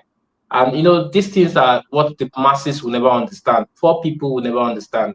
You cannot go out making friends with people that cannot offer any value to you. He that is blind has no business moving about with the person that is blind, right? So if you Yeah. want to go fast in this industry that Madam Landlady is one of the key players in, you have to find people that are ahead of you. They might not even be in real estate, right? They can be somewhere else where, Yeah. based on the relationship that you have with them, they can open a window, or let's say a door, for you to have access to their own following or to their own Yeah. relationships. I Yeah. bought properties just based on the relationship I had with somebody else, that somebody else said buy from this person. Yeah. So stop moving about with people that are nobodies. This is something that we would say people get offended. And me, I say it all the time. You like get offended if you want. People say, "Oh, Gochku, you only It'll be move funny. around with people that have money." Who else do you want me to move around with? I should I move don't around with know. poor people. I don't know. Are they going to give me any money? God, I beg. So I make friends with rich people. Of course, I have friends that, from childhood, that were still friends, regardless of if they have more money than me or less money than me. But talking about in the now that you have a choice on the friendships that you can make, go out to places that there are rich people and make friends with rich people.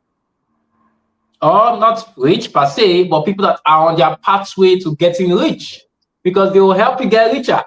So that's the secret. Not many people tell you, when your pastors will not tell you. I shared a video or a post one time on Facebook talking about how these pastors in Abuja and Warri and Port Harcourt have some kind of relationship now with Oedipo. Many people don't understand how some of our pastors work. You see them, they ditch their previous father in the Lord and go to meet the one that is of more influence and have more money now. Why do you think they're doing that? Guys, you guys don't understand this thing. So go out there and connect with people that are already ahead of you, so that you can leverage on their relationships. Okay, guys, so now it's time for questions. I've learned a lot from what Messi has shared. So, guys, don't get surprised that you see me start telling you about land. I talk about a lot of opportunities when it comes to real estate, when it comes to investing Yeah. in Nigeria. I talk about stocks, I talk about crypto, I talk about a whole lot of stuff. And real estate, I figured, is one of those investments that many people are comfortable with investing in, because it's less volatile, like unlike crypto and stocks. And it's something that you can build for long term. Some of the properties that you would buy today will not be beneficial to you. It's going to be beneficial to your children. The Bible says, or the scripture says, a good man leaves an inheritance for his children. So if you have no plan in leaving an inheritance for your children, you are a bad man. So some of Hello. us need to invest in real Is it my estate, not because of network? I ourselves, cannot see but anything. because we want to be good men to our children. So I'm seeing questions. How can I build friends with people who are influential when I'm not, and you will not allow me to your circle since I am not hammer? Yeah, I always hear people say Oh these my things. God. Anyways, I'll allow Messi to say something and then I will add to it. How do I get around this if I didn't get a hand? Okay, so Messi, do you want to answer? Oh, she's out. Maybe she's going to come back.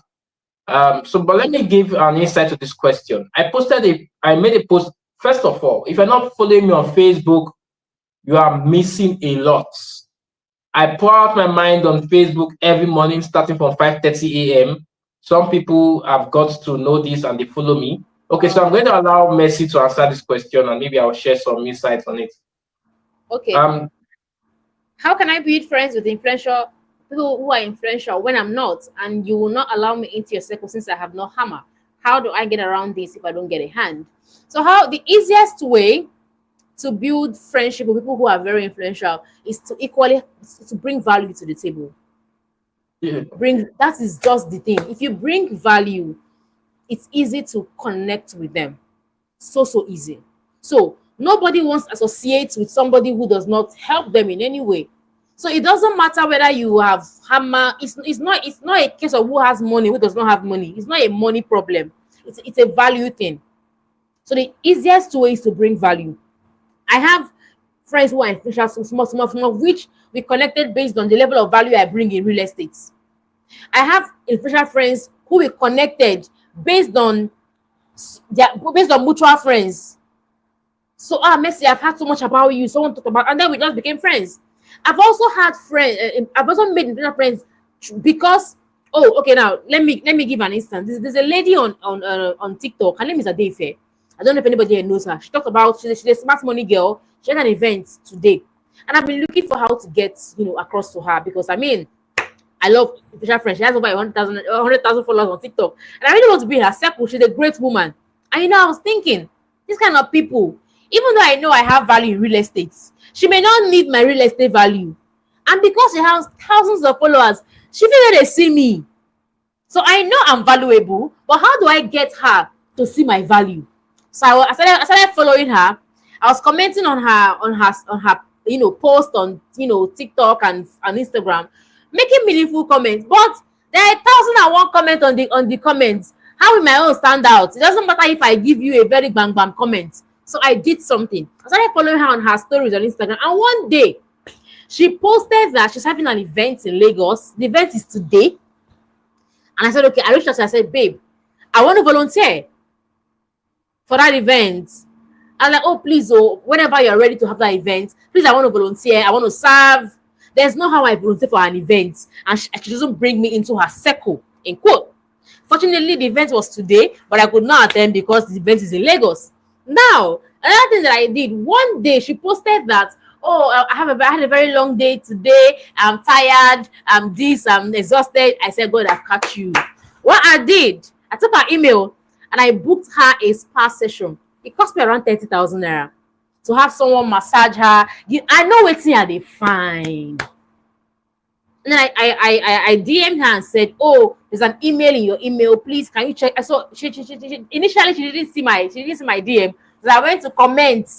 Please check your DM. And then she saw my DM and I said, oh, I have a spa session booked for you. I saw you said you were tired.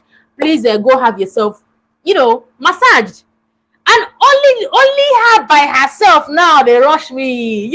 I brought value. She may not see my real estate value. She may not even know that I even exist because she has thousands of followers. But I brought value. Now it's not a matter of real estate experts. It's a matter of I care about her. Now you may say I'm being strategic. That one concerning. But I've gotten access.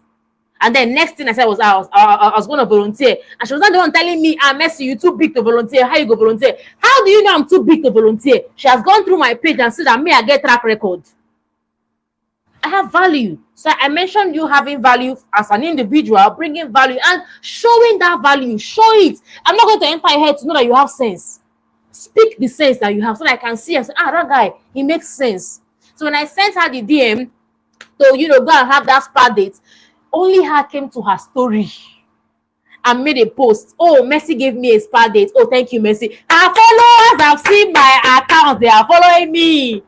I'm cross-pollinating. I've gotten followers from that simple post. And that was not even my intention about to make a post about me. But she made that post appreciating me. And I got followers from there. And I've gotten access to her. So for anybody you want to connect with, please figure out how can I get access to this person. They're not going to look down on you. Nobody is seeing how much you have in your account. So long as you put your right foot forward, so long as you approach them the right way, the highest thing you will get, they will not respond to your DM. Fine, you move on to the next person you want to connect with. Sometime in the future, those people that you sent a DM to that did not answer you, when you become very influential, nobody want to even want to connect with you.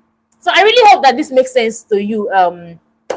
Who asked that question? Let me check the name. I think that was Dennis. Yeah, Dennis. I hope it makes sense to you. Yeah, you've done you've shared a lot. This talks about how the fact that you did not just rise up from nowhere to where you are, you actually grew from the ground. There's another question for you here. I think two questions, but I just add some little sense into what you've just Okay. said. So, one thing about life that many people do not know, a lot of Nigerians are very emotional about the fact that they don't have money, and they think that because they don't have money, people don't want to associate with them. It is not the money that you don't have that people don't like to associate with. It is the lack of value that you do not have, because time is expensive to a person in pursuit of goods. People do not like to associate with people that have no value. I'll give a typical example. I hope it's not here so I doesn't hear this. A lot of people come to me and say they want me to be their mentee. So they want to become their mentor. And then I send them my one-on-one session, which is very cheap for now, 50K. And I say, oh, I don't have money. I say, beautiful. Of course, I don't have time to. But guess what? The first time I held digital money webinar, I came across two individuals, one a guy, one a lady, both very young, Mm-hmm. under 20 years. And one of them, was excited about the knowledge and information that we shared at that webinar, and he decided to improve on web design, building simple landing pages. He paid for one of my session after the digital money webinar. I had a digital money workshop, a 2 days class, very low fee. I think I asked people under 20 years to pay 3,000 naira. So he paid and got in there. And then from that, then from what I showed him in system.system.io, he built, competence in it. And this year, most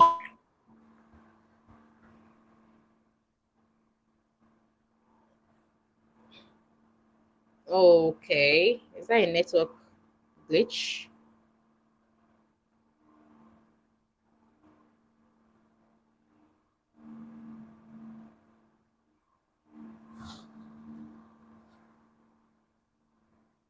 of my webinars this year, he has designed the landing pages. I don't even know how to design landing pages again.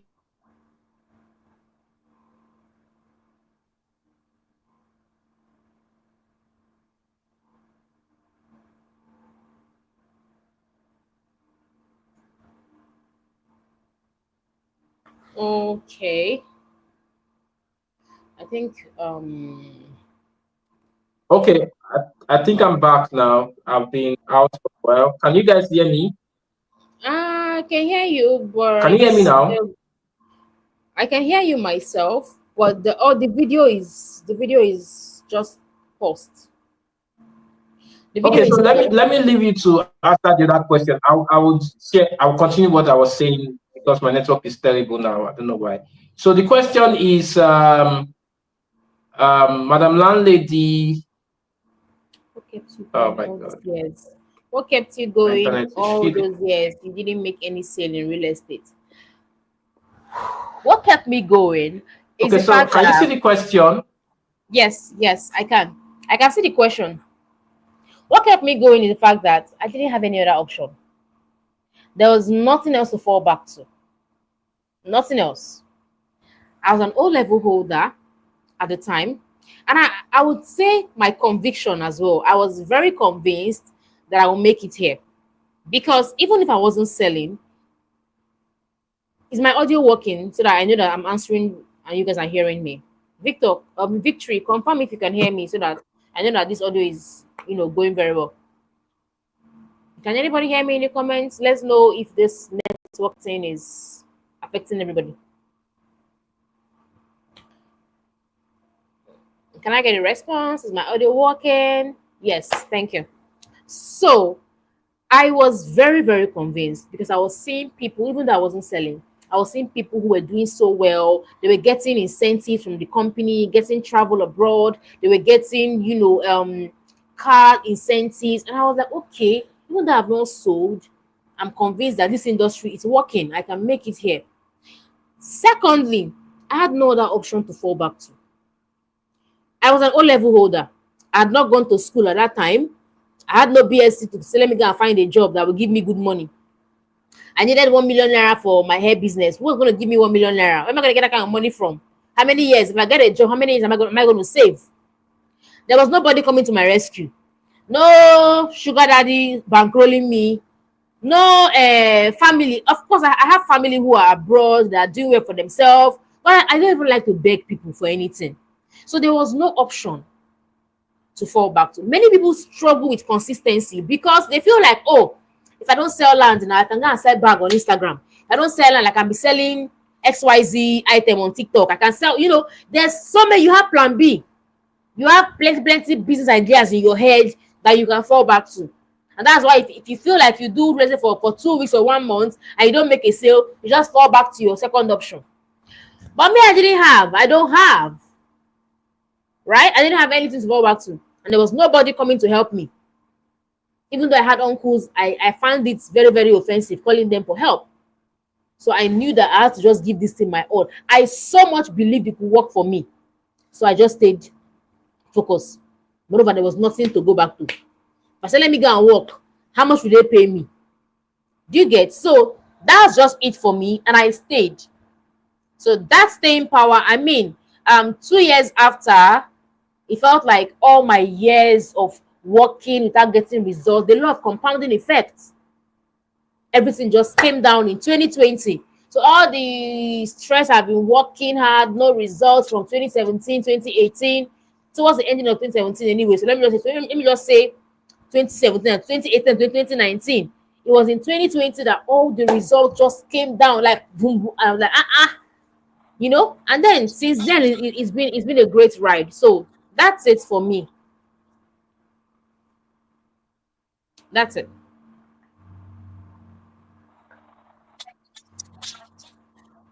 Did that make sense to you?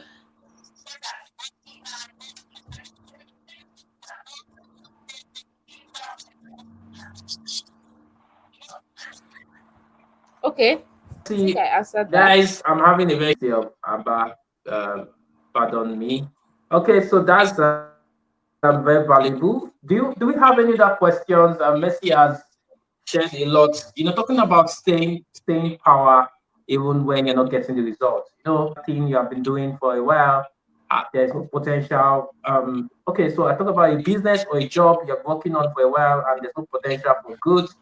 You have to quit that job. And some people are like, oh, how do you know what is going to work and what's not going to work?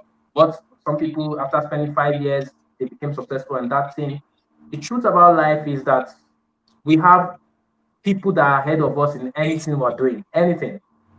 If you want to go into real estate today, you already have Madam Landlady. So she already is on the path that works. So instead of you going to go and start reinventing the wheel, just follow her path. And then if you're doing something else that is unrelated to what she's doing and you're struggling for 2, 3 years, how do you know if it's going to work? You don't know. So why do you want to take that risk? Why not just try something that already has a high possibility of working?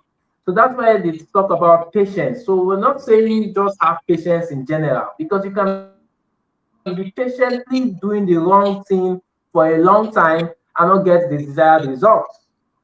So be patiently doing the wrong thing for a long time and not get the desired results. So be patient on the right path. For example, everybody knows that selling land, whether online or offline, you're going to make money.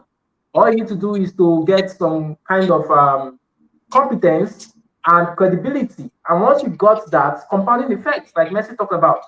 So the hard work you've done for 2 years, before you know it, it starts showing up. Like some people think now, oh, Ogochukwu, you're a bit popular on Facebook. I'm not to the extent I want, but I wasn't like this last year. Maybe if I'd invited Messi last year to come for this webinar, she wouldn't have answered me, or maybe should have told me to pay her 1 million naira, you know. But look at it now. I've been able to build competence in my own field, and I seemingly have value, or I look valuable to her, right?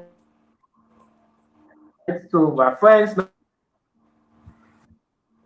now on that platter because I'm valuable.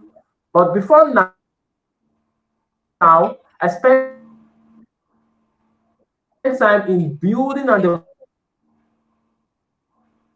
developing myself. And it took me a while. Maybe my own was compressed because I went hard on it. So in your real estate game, you need to go hard on yourself. Go hard on it.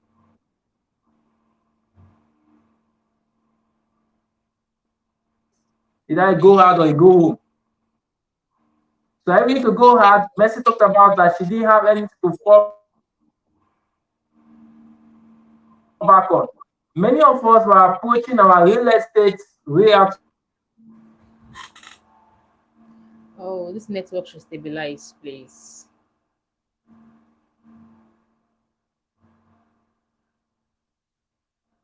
I can't even hear.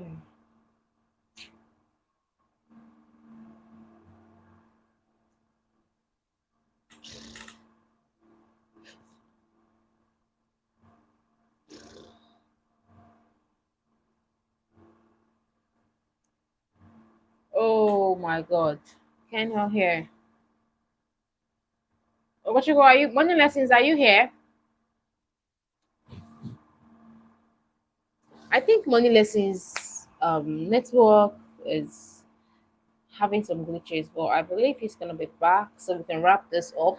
Is there any other Apologies question again. while Messi, we please, take you can the give your closing remark. My network is so shitty. Apologies, guys.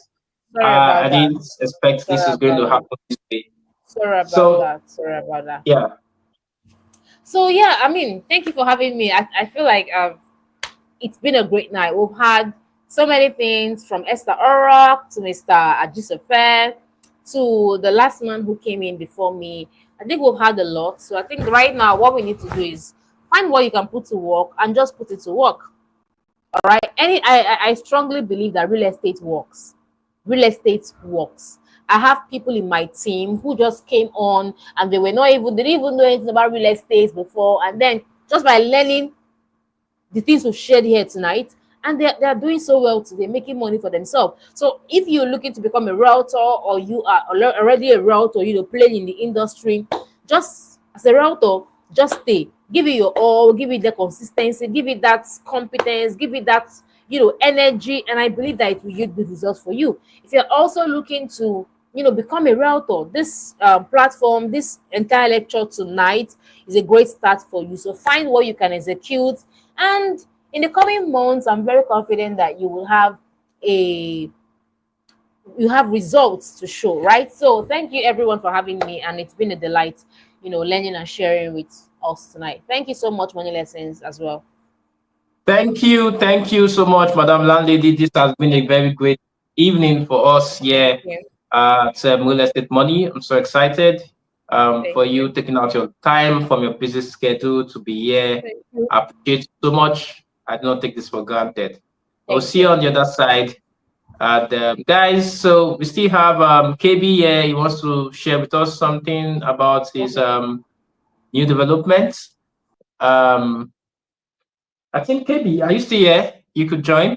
So before I bring on KB to share with us what he has about real estate, what they are developing, I usually like that people that join my webinar, even if it's just one or two people, they take action, because you see, knowledge is good, but knowledge that is not implemented is useless.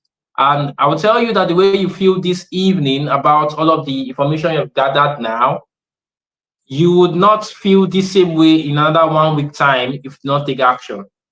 I know persons that have attended maybe 2 or 3 of my webinars, and until they got into a space where they were challenged, that is when they were able to take action. So do you want to challenge yourself to become a landlord? Yeah, I love that, Moses.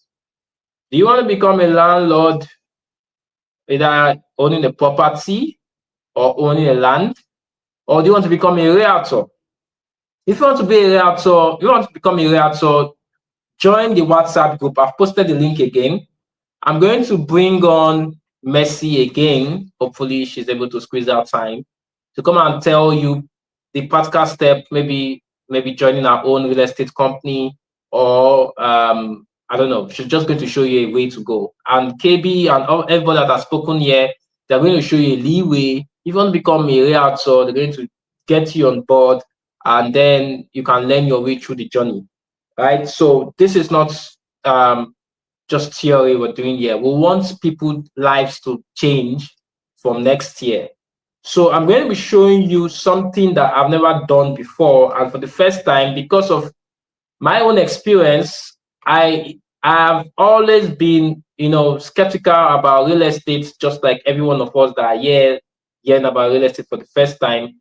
It's usually scary because there's a whole lot of bad news about real estate in Nigeria. But I've come to realize that in every investment opportunity, there is the good, there's the bad, and then there's the ugly. So, but the onus is on us to find a way to get on the good parts. And so you cannot, because some persons have been unlucky, and not say that, oh, I'm not going to buy real estate again. Come on. You cannot, because the water is deep, not cross over. If the white man was scared of how deep the water was, they wouldn't have entered the ship and start traveling down to Africa to come and colonize us. Regardless of the water, what they did was to build the right equipment that could sail through the water to get them to Africa. And that's how they conquered us. So all you need is information. All you need is knowledge. All you need is strategy. All you need is the person that can guide you to making the right decision in the real estate markets. And of course, you know me that I don't talk about what I don't know about. I only get involved.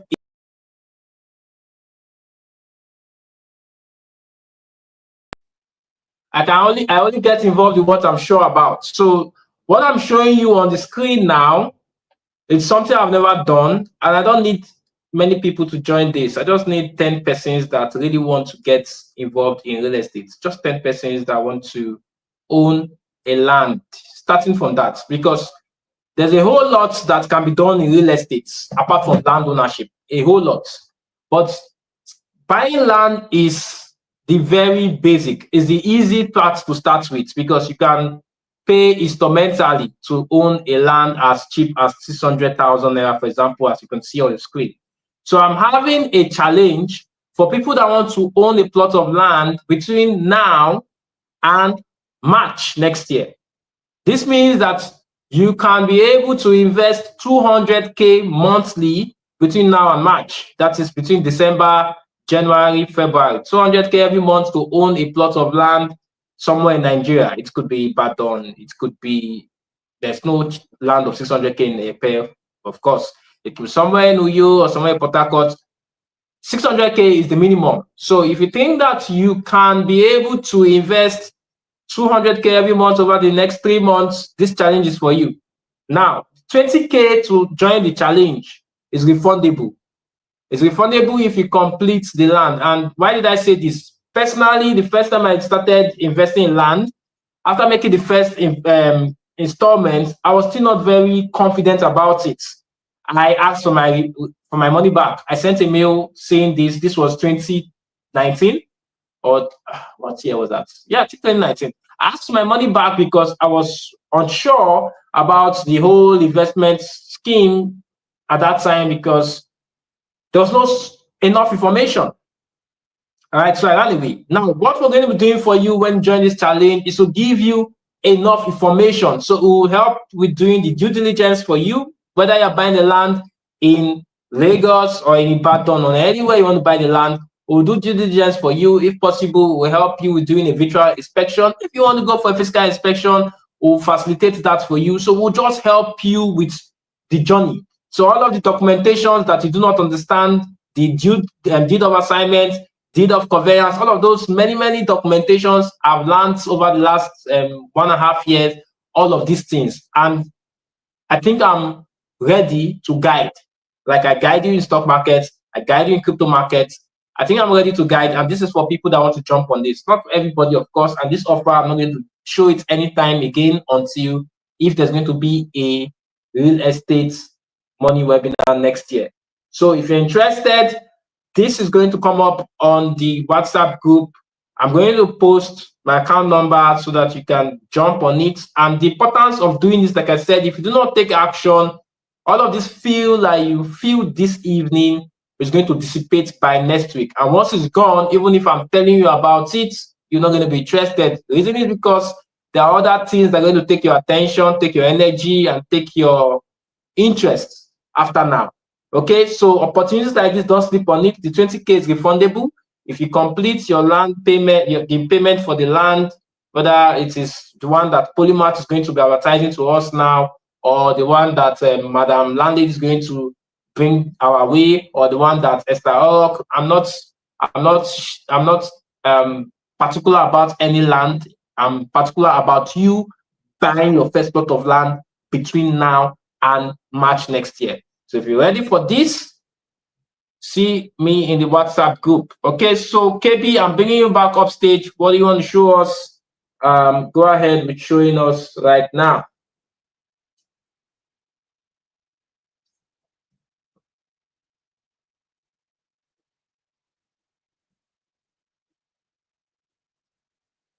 KB, can you hear me?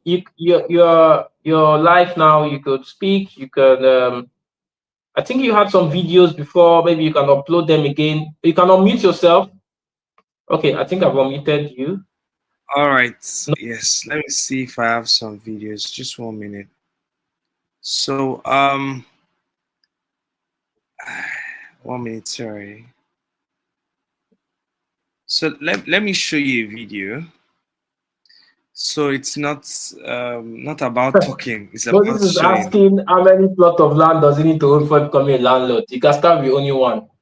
Just one. Yes. Okay, KB, have you shared the video? Okay, I think I've seen it. Let me see. That's one video. I wanted to share a better video.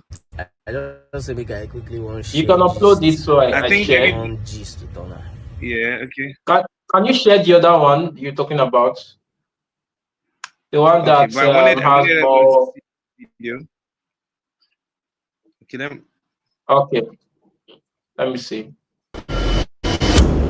Hi, beautiful people. My name is Toby Makinde, and welcome to Ora City. Ora City is located here in Iseyin, Ibadan, Oyo State. Ora City has 3 towns.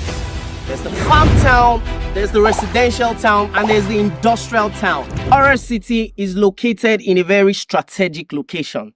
This location is not far from so many landmarks like the Obasanjo Farms, South Polytechnic, Lautech, and various other monumental places around this environment. Come get a piece of land here in Ora City for 600,000 naira only. But guess what? We've made it easy for you. Just pay an initial deposit of 150,000 naira, and then you can spread the rest of the payment over a period of 3 months with 0 interest. Contact us today for more details, or better yet, book a site visit to see it for yourself.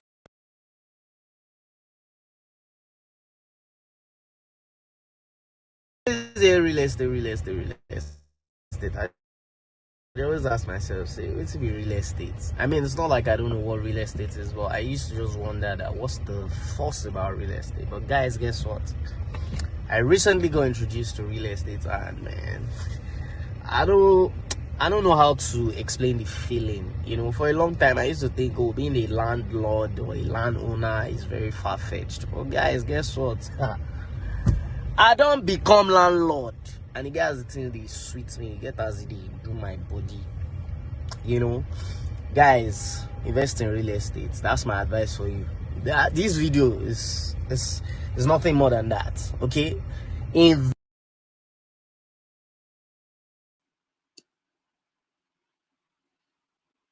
all right. Hi, my people. How far now? It's this. Oh, okay. Now.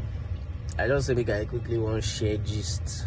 Okay, KB, so I'm bringing you back on. You can just 1 minute just share what you had in mind, and guys, before KB shares what he wants to say, let me just say this so that I doesn't say it again. For the 24, or how many of us left here on this call? About 30 of us still left on this live stream.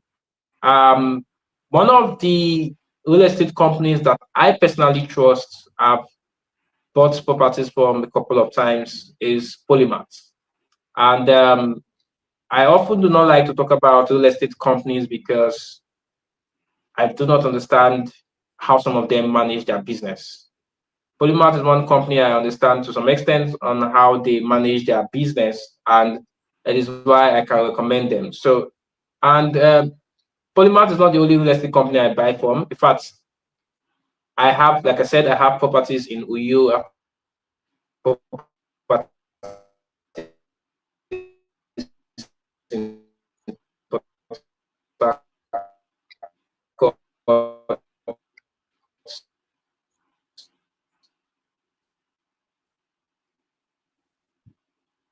and in Asaba. Polymath does not play in all those places. I have I think there's a network situation going on.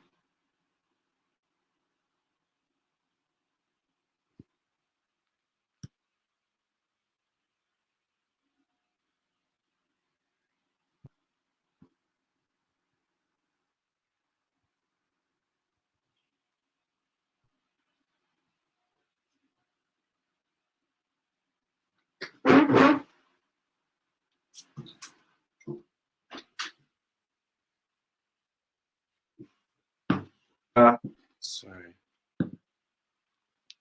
so that I can come out. Okay, so I think there's a network situation. But if I'm to talk about buying real estate and um, why you should buy a real estate property is just like what everybody has said. Um, Safety comes first, right? Safety and security, and that's something we definitely assure our customers, right? So second thing we assure them is profit, right? You can't buy property and not expect returns, right? So that's one another thing. We assure our customers, and that's why we have very what do you call this thing? The retainership, right? We have customers that keep buying and buying from us because we as well give you site updates. This is what we've done. I think one of our biggest achievements in recent times is that we have built an estate that people can start building. We have developed a property, a landed property in less than 1 year, in less than 1 year, 6 months or about, where people can start building, and that's not common. And we're not talking about um, the place like that's not just common, and that has given the property itself value. And Aura City is going to do so, and Aura City is going to do so. Safe property. We have other colleagues around us. I think some colleagues that Madam Lalidi is very, very close to as well, right? We're just beside, we're sharing fence. So it's a fantastic property. It's a fantastic property, Aura City. Aura City. And for ML community, I spoke myself and Mr. Ogochuku spoke, and we're looking at doing a good amount in terms of price reduction, in terms of initial deposit, and that's why we came up with the 150,000 naira initial deposit for the property, and you can spread at 3 months 0 interest. But one of the guarantee I'll tell you is just like how Toby Mankide came up to us and like we had to show him everything, and now it's not just not that he hasn't just bought a property for us, but he has also planned to do his film village in that same location. So I think and I believe that you're also going to be buying a property close to celebrities as well. So it's a good one for individuals that are looking at it. I can guarantee you over in a short time, I can guarantee you over 100%. Give me 6 months, I can do more than 100% in terms of the property appreciation and profit, right? So yeah. And I hope we kindly enjoyed it. I wish I had a lot of questions. You know, Madam Lalid was amazing. The man I spoke, I've forgotten his name. Mr. Biodun was amazing as well, right? Documentation is key. You know, very, very key in terms of property, because you can buy a property and as long as you have a document, you don't even own the property. But someone who has a document can go for 40 years and come back and take the person who has started building off the land. That's how amazing documentation is. And I said that because that's what we focus on as a brand, right? So we're keen on properties. We're keen on documentation, I mean to say. Very, very key. It's for us to deliver our customers their documents. And I don't think we've had any back and forth, just more purchase from the customers and referrals. Yeah. So I don't know if Mr. Ogochukwu is still probably network. Yeah, I'm here. Fantastic. KB, thank you so much. Oh, thank you so right, much. right. My village people are trying so hard, but we have done it. Real Estate Money Webinar 2024 has been amazing. I'm so excited. Yeah. I'm getting DMs already from several people, even realtors, telling me of how they have got so much value from this masterpiece. Amazing. Thank you, I KB. learned as well. We would have. You said what? I learned as well. So I learned a couple of new things. Oh, great. Especially how the customer great. perceive, go on. Yes. And knowledge is continuous. As soon as a man stops learning, he dies. So we're going to continue this conversation this week on the WhatsApp group. Likely you're going to come sometime during the week to come and talk to us again about the offer. And we're also going to bring on more other offers from other persons. So guys, do not sleep on this. Ogochukwu is not going to talk about real estate again after this week. When I say these things, I mean it. Many people are coming to me now to tell them about cryptocurrency. Come on, I've moved. You want me to teach you about cryptocurrency now? First of all, you pay me 50K for my attention. You want to talk about stocks now? 50K for my attention. Real estate after this week is gone. I've moved. So don't sleep. As what's his name? Darkman. Don't play. I mean this thing. When I move, I move. So move with me or get left behind. So I'm going to see you all in the WhatsApp group. If you haven't joined, I think I will just share the link again. Do I still have it safe? Okay. I will just send to your emails later. And okay, I think the link is showing now on the screen. So check in the comment section, you're going to find it. And then join the WhatsApp group. Let's continue the conversation. A good man, remember, leaves an inheritance for his children. So for some of us, just buy one plot of land. May you know, say, when your picking ask you later, Baba, how far now, with all the money we're making, how far? Consider us. Go they try to explain. Because look at my dad now. My dad did not leave any land for us. If I say I leave university now and no job, what would I have done? Maybe sell one or two of those lands. I used to start life. But look at it now. Man did not buy any land. For him, maybe ignorance. For you, it won't be ignorance because when your child is asking you, I'll be there to tell him that we told you, but you refused. You thought you were smart. So I don't think you want to be that kind of shoes where your child is asking you about far now, and you tell him nothing there. Okay, guys. So see you in the WhatsApp group. Thank you, KB. Yeah. Thank you so much. Every one of us that spoke this evening, if you're still on this call, I appreciate you so much. Always grateful. God bless you. Yeah, thank you. Please follow on Instagram, ML Money Lessons. That's needed. All right, cheers. Yeah.